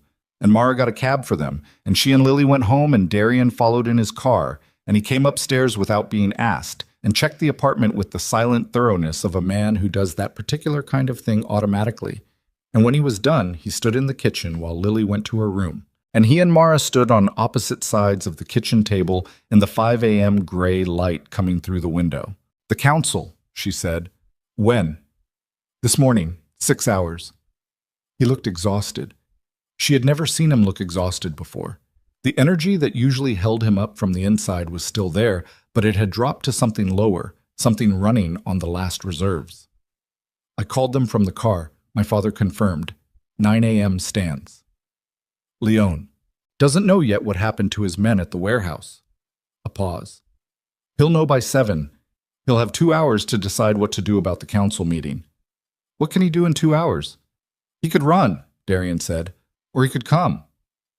She looked at him. "You want him to come. Part of me does." He put both hands on the table, leaned on them. The cut above his eye was dark through the closure strip, and the bruise was already coming up, broad and purple, altering the landscape of his face. "But I want the other thing more." "Tell me." He looked at her. "I want to watch him lose everything in a room full of people who respected my brother. I want him to understand what he's losing and why. I want it to be witnessed." He paused.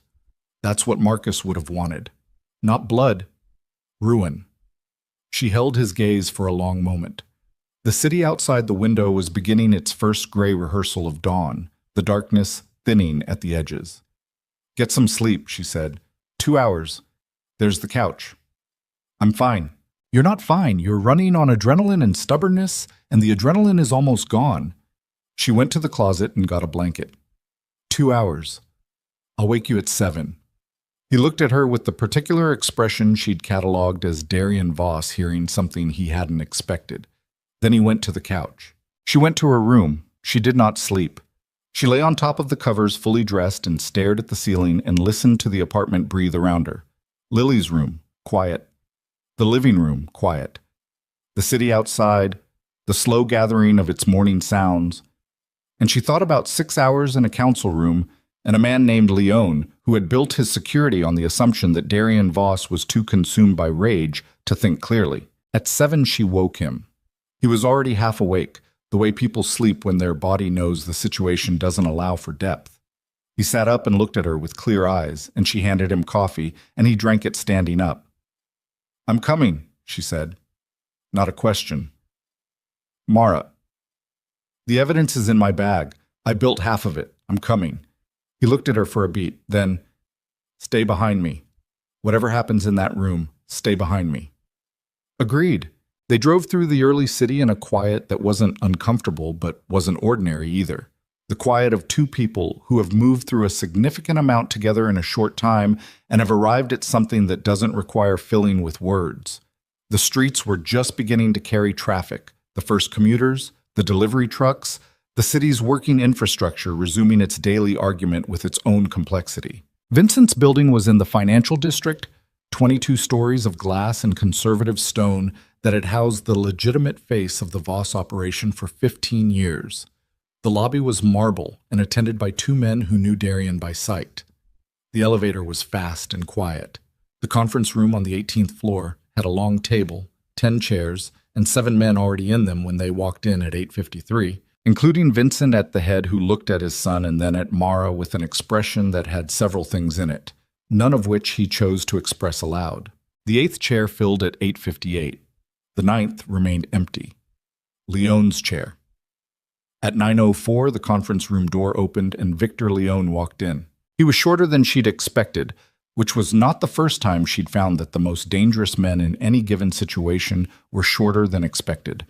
He wore a suit that cost more than her monthly rent, and he had the particular self-possession of a man who has spent decades understanding that confidence is something you perform before you feel it, until the performance becomes the truth. He looked around the table. His eyes moved across Mara with something she recognized. The rapid, dismissive assessment of a person who has already decided she's furniture and settled on Darian. "You called a council," he said. "I came." He sat. "This should be interesting." Darian didn't stand up. He was already standing at the far end of the table from his father, and he stayed where he was. "I'll keep it brief," Darian said. His voice had the quality she'd heard in it that morning in the warehouse when he'd talked about Marcus. Low, very controlled, the quietest, most dangerous version of his register. "We're here because someone has been taking money from this organization for 18 months. I'm going to show you who and how, and then this council is going to make a decision about what happens next." He nodded to Mara. She opened her bag. She put the physical documents on the table, the organized, tabbed package she'd spent 3 weeks building. And Darian picked up the first page and began. He was good at it. That was the thing she hadn't fully anticipated. She had expected him to be effective. He was too intelligent not to be. But she hadn't expected the specific quality of authority he carried in that room, the way he spoke to the men at that table, the familiarity with the structure and the history, the ability to take a complex financial trail and render it in language that required no accounting background to follow. He had learned this from somewhere. From someone. From Marcus, she understood. He had learned this language from his brother and had not used it in 3 years, and the rust on it was minimal, and watching him use it now was like watching someone discover that they remembered how to swim. Leonie's face across the table went through several phases. The first was the studied unconcern of a man performing certainty he doesn't feel. The second, around the 4th document, was the specific recalibration of a person who has realized the ground is less solid than they believed. The third, when Darian placed the subsidiary registration document, the one with the date, the one that predated Marcus, on the table and said quietly, "This structure was in place 3 months before my brother died," was something rawer and more uncontrolled, something that broke through the performance and showed what was underneath it. And what was underneath it was not the face of a man who was being wrongly accused. "That proves nothing," Leon said. His voice was still even, almost. "It proves premeditation," Darian said. "The account was established in anticipation of the embezzlement, which required knowing in advance that the chaos would occur. Chaos happens. Not this kind, not on this schedule." Darian placed the last document. "You built the mechanism before my brother died, Victor, because you needed him to die for the mechanism to run." The room was very silent. Vincent, at the head of the table, was looking at Leon with an expression that Mara recognized from Darian. The third kind of stillness, the devastated kind, but overlaid with the older man's harder self-control, the decades of practice. "This is," Leon started. "The council will review the evidence," said the man to Vincent's left. Heavy-set, gray-haired, the voice of someone who had been in this room longer than anyone else at the table. He had been silent until now. His silence had had the weight of deliberate choice. All of it.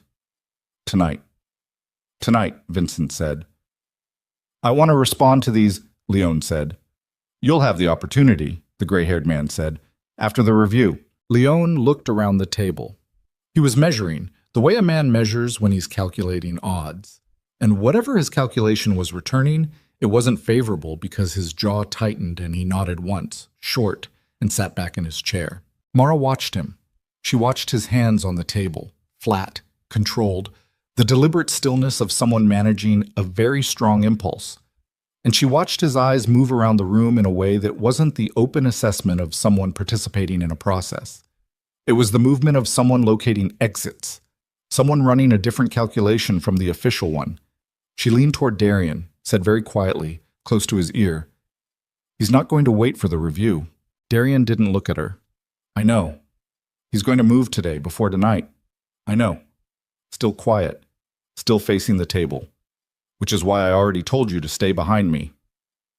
The meeting broke at 9:41 to allow the council members to review the physical documents. The room fragmented into smaller conversations. The gray-haired man with Vincent, two others with Darian, the rest with each other in the low-voiced, careful language of people who are adjusting to new information. Leonie walked out first, quickly, without speaking to anyone. Darian watched him go. Then he turned to Mara and said, We need to leave in the next 2 minutes. What's happening? He's going to try to get ahead of the vote. He has 2 men in this building. I spotted them in the lobby when we came in. If he can create enough chaos before the council reconvenes, where's your father? He stays here. He's safe here. Darian's hand was at her elbow, not gripping, just present. I need you to move. They went for the elevator. Darian hit the button, and when the doors didn't open immediately, he made a decision and went for the stairs. She went with him. 18 flights, which she was capable of, but not comfortable with at this speed. And he didn't slow down, and she didn't ask him to. And by the 12th floor, her lungs were running a detailed complaint, and she filed it and kept going. At the 6th floor, the stairwell door above them opened, and footsteps came down fast. Darian stopped. His hand went to his jacket. He put himself between her and the stairwell above, pressing her against the wall behind him with one arm, and she could feel through her back the cold of the concrete, and through the front of her the specific quality of a man who is reconfigured from thinking to something more basic and more physical, the shift she'd felt in him that night at the warehouse, but closer now, this close. The footsteps reached their landing. 2 men. Not Leon's. She could tell by Darian's posture, the way it shifted from full engagement to controlled wariness. One of them she half recognized from the lobby, but not from Leon's side. Mr. Voss? The man nodded. Your father sent us down when he saw Leon move. Darian took one breath, then, Where is he? Already in a car, east exit 30 seconds ago. Darian's jaw set. He looked at the stairs below them, the remaining 6 floors, and then at Mara and at the document bag over her shoulder. He's going somewhere, Darian said, not to anyone specifically, thinking out loud in the way she'd come to recognize. He's not running. He's too exposed to run now. The council has the evidence. Running confirms it. So he's going somewhere specific. She thought about what Leon would do with 2 hours, with a council closing around him, with a financial case that was complete and witnessed. Then she thought about the one thing that Leon had that Darian didn't. The thing that had been true since the beginning of this. The thing that had made Leon's position tenable even when the evidence was building. And she said it before she'd fully decided to say it. He's going to Lily. Darian went very still. Not to hurt her, she said, fast. To use her. If he has her, he has a reason to negotiate. A reason for the council to pause. He needs a pause. He needs enough time to... Darian was already moving down the stairs. Call the hospital, he said. She was already dialing. The phone rang 4 times and went to the general hospital line, and she asked for Lily's nurse and was transferred, and the transfer took 11 seconds. And she counted all of them, and on the 12th the nurse answered and said, Yes, Lily Ellison, and then said the words that replaced the floor under Mara's feet with nothing at all. She said, Miss Ellison left about 15 minutes ago. A man said he was your colleague, that you'd sent him to bring her home. She seemed to know him. The stairwell. 6 flights left. Darian running. Her running behind him, the phone still in her hand, and through the phone a nurse's voice asking if everything was all right, and through the stairwell the sound of their own footsteps and her own breathing, and beneath both of those the sound of her heart doing something loud and uncontrolled that she had no mechanism left to manage, because Lily was gone and Leon had her, and there were 2 hours before the council reconvened, and now. The lobby of Vincent's building was all marble and morning light, and Darian was already through the main doors before Mara had finished the call, and she ran after him with the phone still at her ear and the nurse's voice still asking if everything was all right, and she said, "Yes, thank you," in a voice that was entirely disconnected from what was happening in her chest, which was not all right, which was the specific opposite of all right, which was the sound of her sister's name attached to the word gone, playing on a loop underneath every other thought. Outside. Cold air. Darian at the car, already on his own phone. "Leon has her," he said into it. Where would he go? Not his office, not his home, somewhere he controls that isn't registered to him. A pause. He listened. His free hand was on the car roof, flat, pressing down, the physical equivalent of holding something in place. "The pier property, you're sure?" Another pause. "How many men?" He listened, his jaw worked. "Get me the address." He got it. He ended the call. He looked at Mara over the roof of the car. "Pier property on the south dock," he said. "Commercial storage space. Leon's been running it under a subsidiary for 3 years. Nobody outside his inner circle knows about it." "How does your contact know?" "Because my contact used to be Leon's contact." He got in the car. She got in. 40 minutes from here." "Drive faster than that." He drove faster than that. The city went past the windows in the early morning light, the streets filling with their ordinary human traffic, people going to ordinary places for ordinary reasons, the whole indifferent machinery of daily life continuing without reference to the particular emergency being conducted at speed through its intersections. Mara sat with her hands in her lap and her bag with the USB drive between her feet, and she held herself very still because stillness was the only mechanism she had left that was functioning correctly. "He won't hurt her," Darian said. It wasn't reassurance exactly. It was a factual assessment delivered with the particular confidence of someone who understood the logic of the situation. "She's only useful to him undamaged. He needs her as leverage, not as a statement." "I know," Mara said. "I know the logic. But she has a heart condition and she was in the hospital 6 hours ago, and she is 17 years old and she is scared right now." Her voice was completely level. She was very proud of that, and it cost her considerably. "I know the logic. I'm just also holding the other part." He said nothing. He reached across and put his hand over hers on the seat between them, briefly, the weight of it present and then gone, and she understood that the gesture contained everything he wasn't able to say in a car going this fast toward this destination, and she accepted it as what it was. They were 20 minutes out when his phone buzzed. He glanced at it. "My father, the council is aware. They've frozen Leon's voting rights pending the review." "Does Leon know that yet?" "He will within the hour." "So his window is closing?" "Yes." "Which makes him more dangerous, not less," she said. "A man with a closing window and a card to play is more dangerous than a man with options." "I know." He took a turn.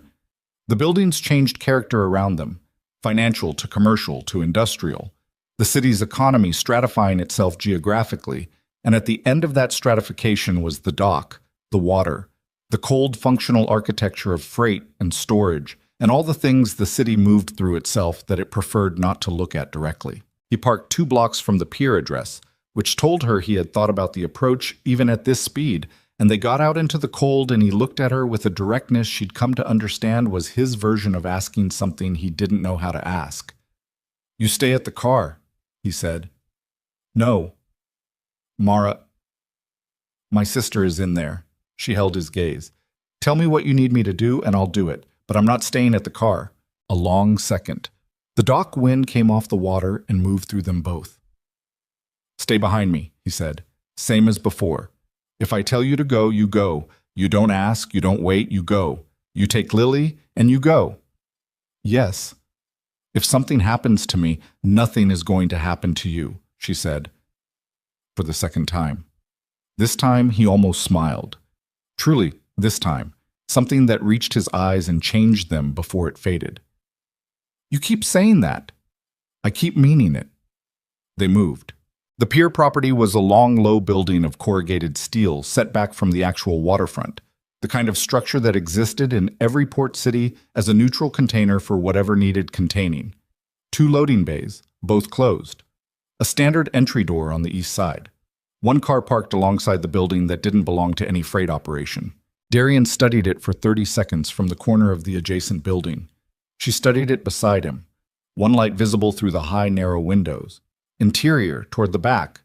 1 car, she said quietly. "He came with at least 2 men," Darian said. "The car holds 4, so 2 to 4 men inside plus Leon. Plus Lily.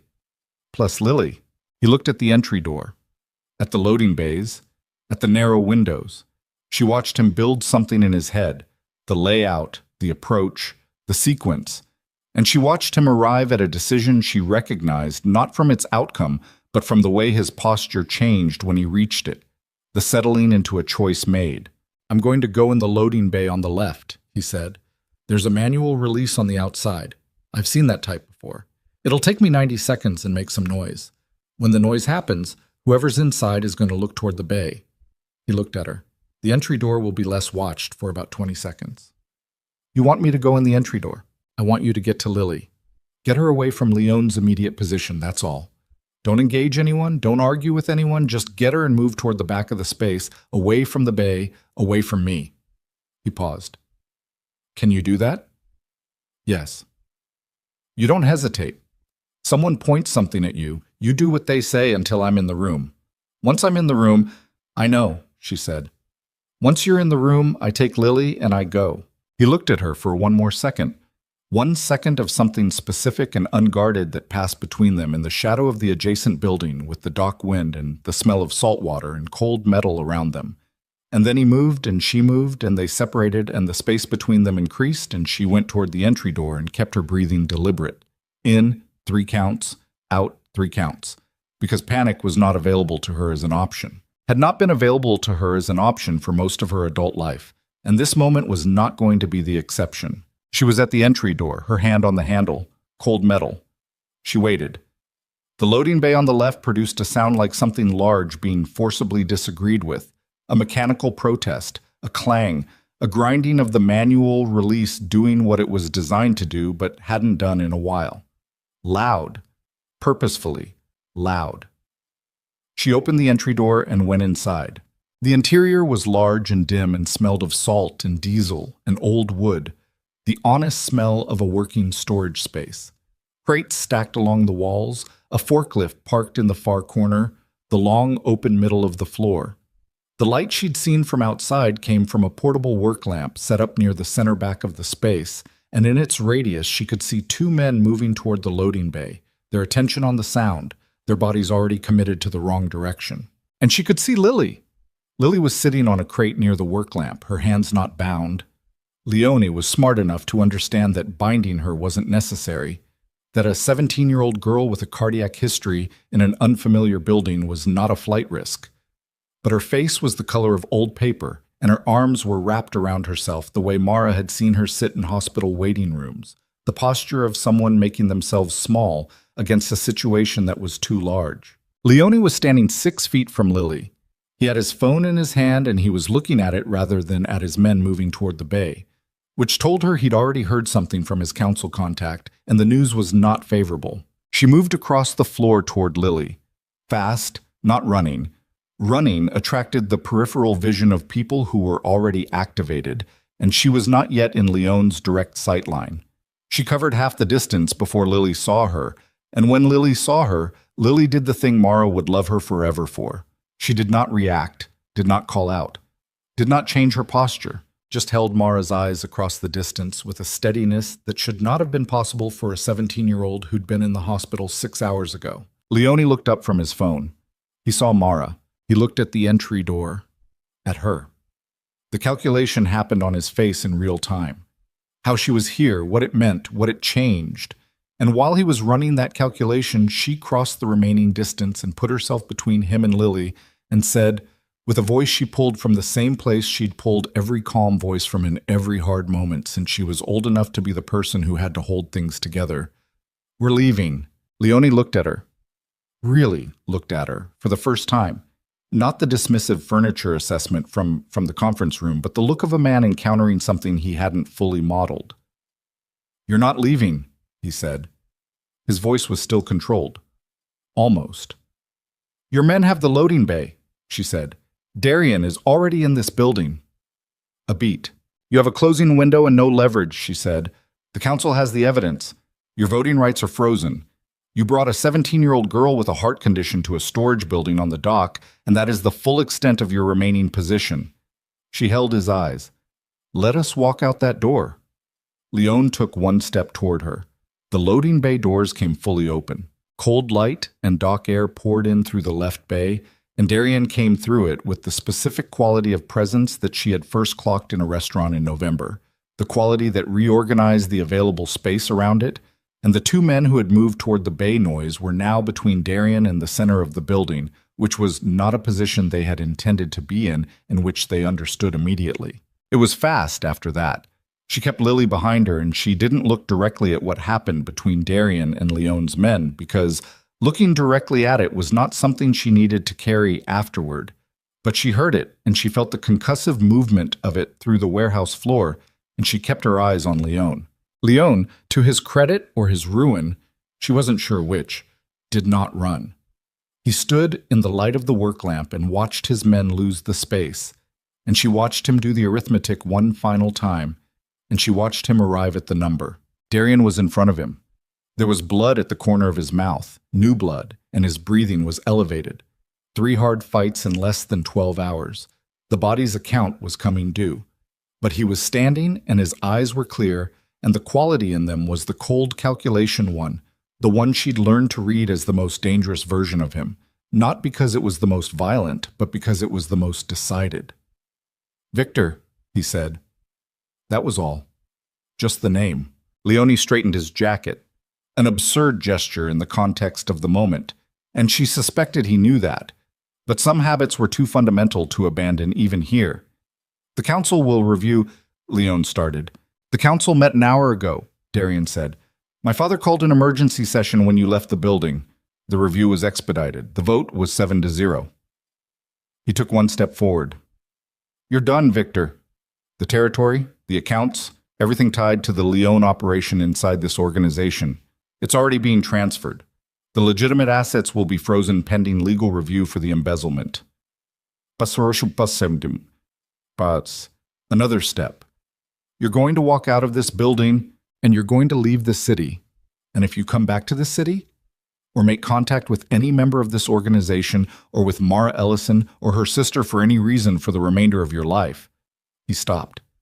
Let the sentence sit without finishing it, because the unfinished sentence was more accurate than anything he could have added. Leone looked at him. At Mara. At Lily, behind Mara. He looked finally like what he was. A man who had spent years building something on a rotten foundation and was standing in the rubble of it. Not diminished exactly, not repentant. Those weren't available to a man like Victor Leone, but recalibrated. Arrived at a true accounting. He picked up his phone from where it had fallen. He walked to the entry door. He did not look back. The door closed. The warehouse was quiet except for the dock wind through the open loading bay and the sound of water against the pilings outside and Lily's breathing behind her, steady and real and present. Mara turned around. Lily was on her feet. She looked at her sister and said nothing for a moment, and then she said, "You're okay," in the same voice she'd used at the hospital, the voice designed to make sure Mara didn't fall apart. And Mara said, "I'm okay." And then they were in the same space with their arms around each other, which was not something Mara allowed herself in most circumstances, but which she allowed now, with the cold dock air coming through the open bay and the work lamp making its small, insufficient light in the middle of all that industrial dark. She felt Lily's heartbeat against her own, steady, obstinate, continuing. Darian stood at a distance and said nothing and gave it the space it needed. Eventually, Mara stepped back. She looked at Lily's face with the clinical thoroughness of someone checking a monitor. Lily submitted to this without complaint, which was how Mara knew she was frightened. "We need to get her checked again," Mara said. "Car's 2 blocks, Darian said. "I'll bring it up." "I can walk 2 blocks," Lily said. "You can walk 2 blocks," Mara agreed. "We're bringing the car anyway." Darian went. Mara stood in the warehouse with her sister in the aftermath, and the aftermath had its own particular texture, the specific flatness that follows an extremely elevated state. The body's chemistry beginning its long retreat from emergency back toward whatever ordinary felt like. "The man who was in charge," Lily said. Not a question, really, an observation. "Leon." "Yes." "He was scared of Darian." "Yes. But not at first," Lily said. "At first he looked like he thought he was the one in control." She paused. "What changed?" Mara thought about the conference room, the documents. The way Darian had stood at the end of that table and used the language his brother had taught him in a room full of men who had written him off as a weapon without a mind. He underestimated what Darian had become, she said. He planned for the version of Darian from 3 years ago. She looked at the entry door where Leon had left. And that version doesn't exist anymore. Lily was quiet for a moment. Then she said, "Because of you?" Mara thought about it honestly. About the broom and the napkin, and the first aid kit in the storage room, and the 6 links in the financial chain, and 2 hours on a couch, and a hand on hers in the car. "We changed each other," she said. "That's different." Lily nodded slowly, absorbing this with the seriousness she brought to things that mattered. The car appeared at the bay doors. They went. The hospital visit was 45 minutes, during which Lily's cardiac status was confirmed stable, and the attending noted with the measured optimism of medical professionals that the arrhythmia appeared to have been stress-induced and isolated, and that Lily's underlying condition remained within its managed parameters. The words were careful and qualified, but the monitor lines were honest, and Mara stood beside the bed and watched the honest lines and let herself believe them. Darian waited in the corridor. She saw him through the window in the bay door when she looked up.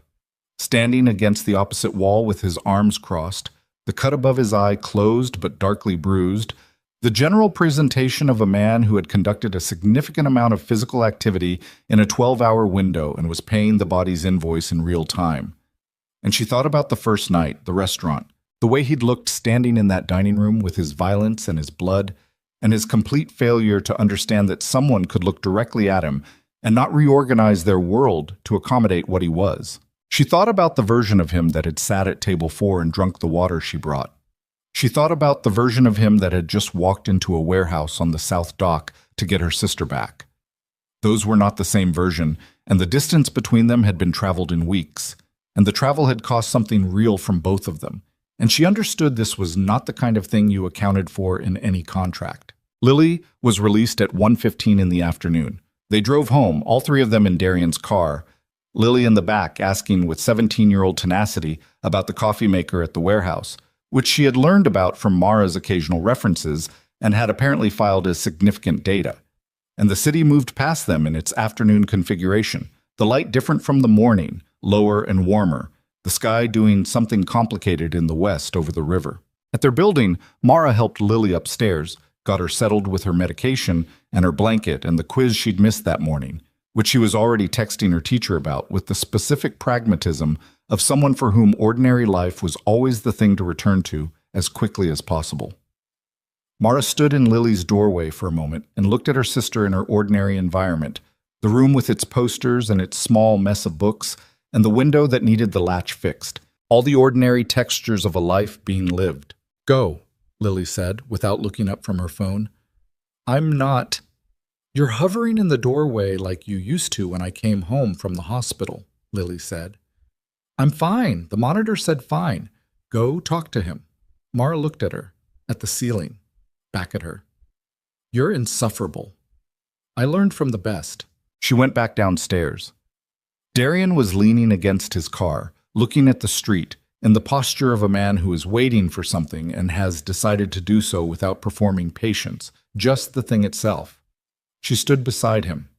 The afternoon light was doing something specific to the river at the end of the block, turning it a color that had copper in it, the late light that only lasted about 20 minutes before it went.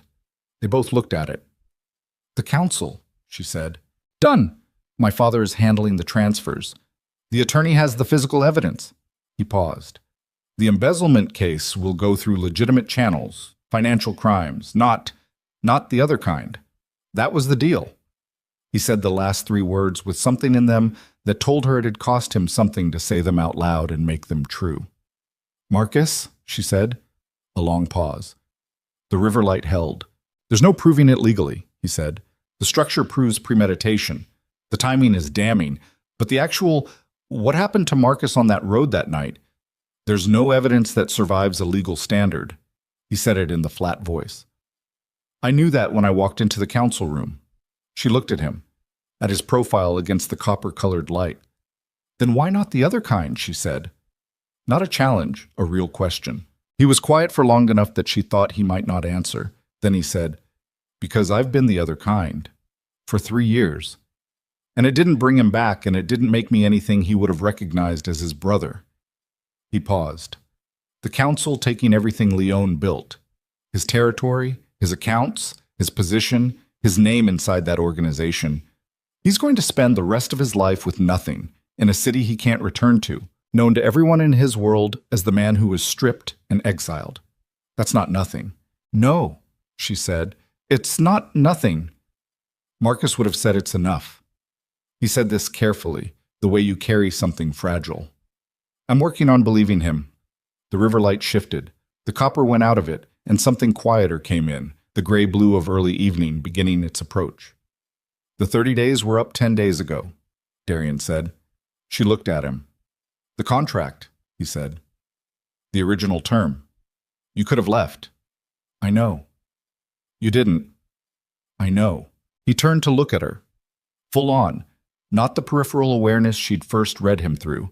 Not the scanning assessment.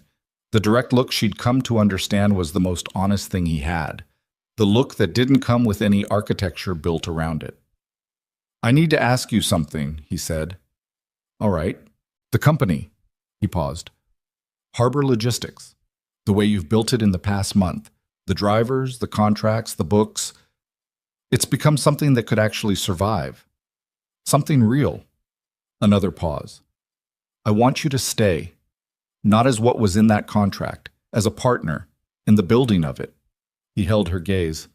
I'm not good at this. Asking. You're not terrible at it, she said. The other thing, he said. The cut above his eye, the bruise, the 12 hours, all of it present on his face and in his voice. The full cost of everything he was and everything he'd chosen today, visible in the afternoon light without apology. I'm also asking about the other thing. She looked at him for a long moment. She thought about the contract she'd signed on insufficient sleep after reading every line 3 times. She thought about the broom and the napkin and the first aid kit and the documents and the warehouse and the stairwell and a 17-year-old girl texting her teacher about a missed quiz.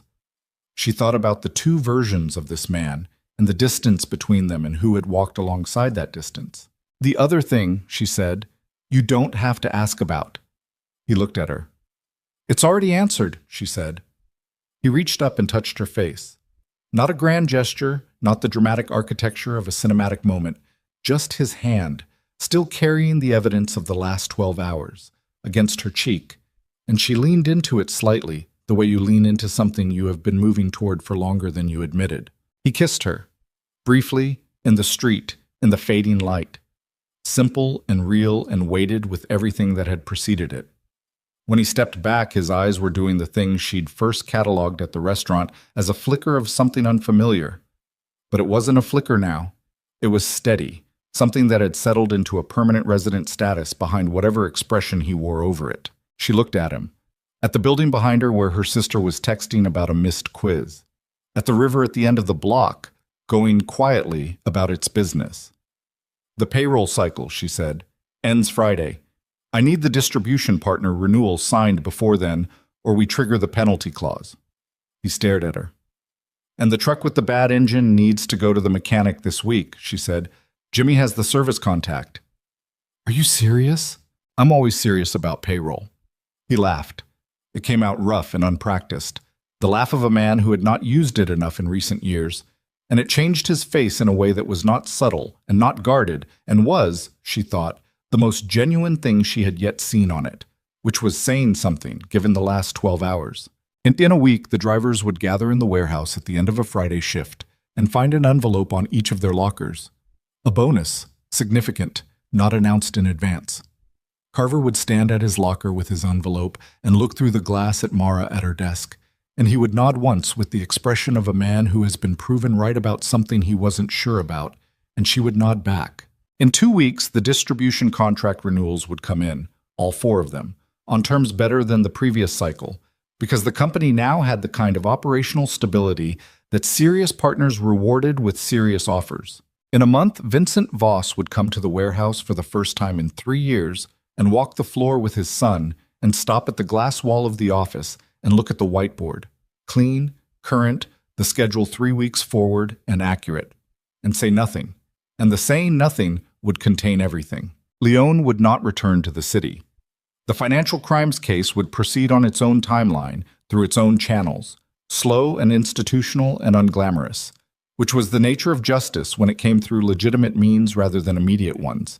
And Darian would watch it proceed with the particular patience of a man who had chosen this version of the outcome deliberately and was committed to the cost of that choice. Marcus would remain gone. That was the part that didn't resolve, that didn't find its clean ending, that simply became something carried differently over time. Not healed, not closed, but integrated. The way significant losses eventually become structural rather than acute. The thing that changes the shape of everything built after it without destroying the building. On a Thursday in late December, Mara arrived at the warehouse at 7:10, earlier than her usual 8, because the end-of-year filing had a deadline she'd underestimated by 3 days, and she intended to fix that, and found the coffee already made and a revised routing schedule on her desk in cramped angular handwriting with a margin note that said the change to Route 3 reduced fuel costs by 11%. Check the math. And she checked the math, and it was right, and she made a note to tell him so. And she sat down at her desk in the warehouse in the Harbor District with the city going about its morning outside the windows and the drivers coming in for their shifts and Jimmy's voice carrying from the floor, and she opened the end-of-year filing and began. The work was not glamorous. It was the work of making something function, of showing up and doing the next thing, of finding the gap between what was and what should be, and closing it through sustained, unremarkable effort. It was the work she had always been good at, that she had done for years in service of bare survival, and now did in a space that had expanded to include something beyond survival, the possibility, modest and real, of something being built. Outside, a cargo ship moved on the harbor, heavy with its load, making its slow and deliberate way toward the dock. Darian came in at 7:45. He put fresh coffee on her desk without comment. He went to his office and left the door open, which he had started doing 3 weeks ago, and which she had not mentioned, and which she had noted, and which she had understood meant the same thing. It always meant when doors that had been closed started opening. She drank the coffee. It was good. He had learned exactly how she took it without asking, which she had also noted and which she was also not going to mention because some things were said more completely by their doing than by any available language. She went back to the filing. The end-of-year numbers were good, significantly better than the year before, which had itself been better than the year before that, which had been the worst year in the company's history for reasons that were now fully documented and fully accounted for and would not be repeated. The woman who had walked into a conference room and read every line of a contract and told herself it was a business arrangement was still at her desk, still reading every line, still doing the next thing. The difference was the size of what the next thing now included, the drivers and the routes and the contracts, and the man with the open office door, and the sister who would have her follow-up appointment next week and show, as she had continued to show, the specific obstinate vitality of someone who had been underestimated by circumstance and declined to cooperate with that assessment. The city was as it had always been, difficult and indifferent and full of people making their calculations about survival and cost. The harbor was as it had always been, functional and cold and moving things from where they were to where they needed to be. None of it was simple. None of it was finished in the clean way that implied no further difficulty. But it was real, and it was theirs. And on a Thursday morning in December with the coffee still warm and the year-end numbers good, and the door to the next office standing open for the first time in 3 years, that was, by any honest accounting, more than enough.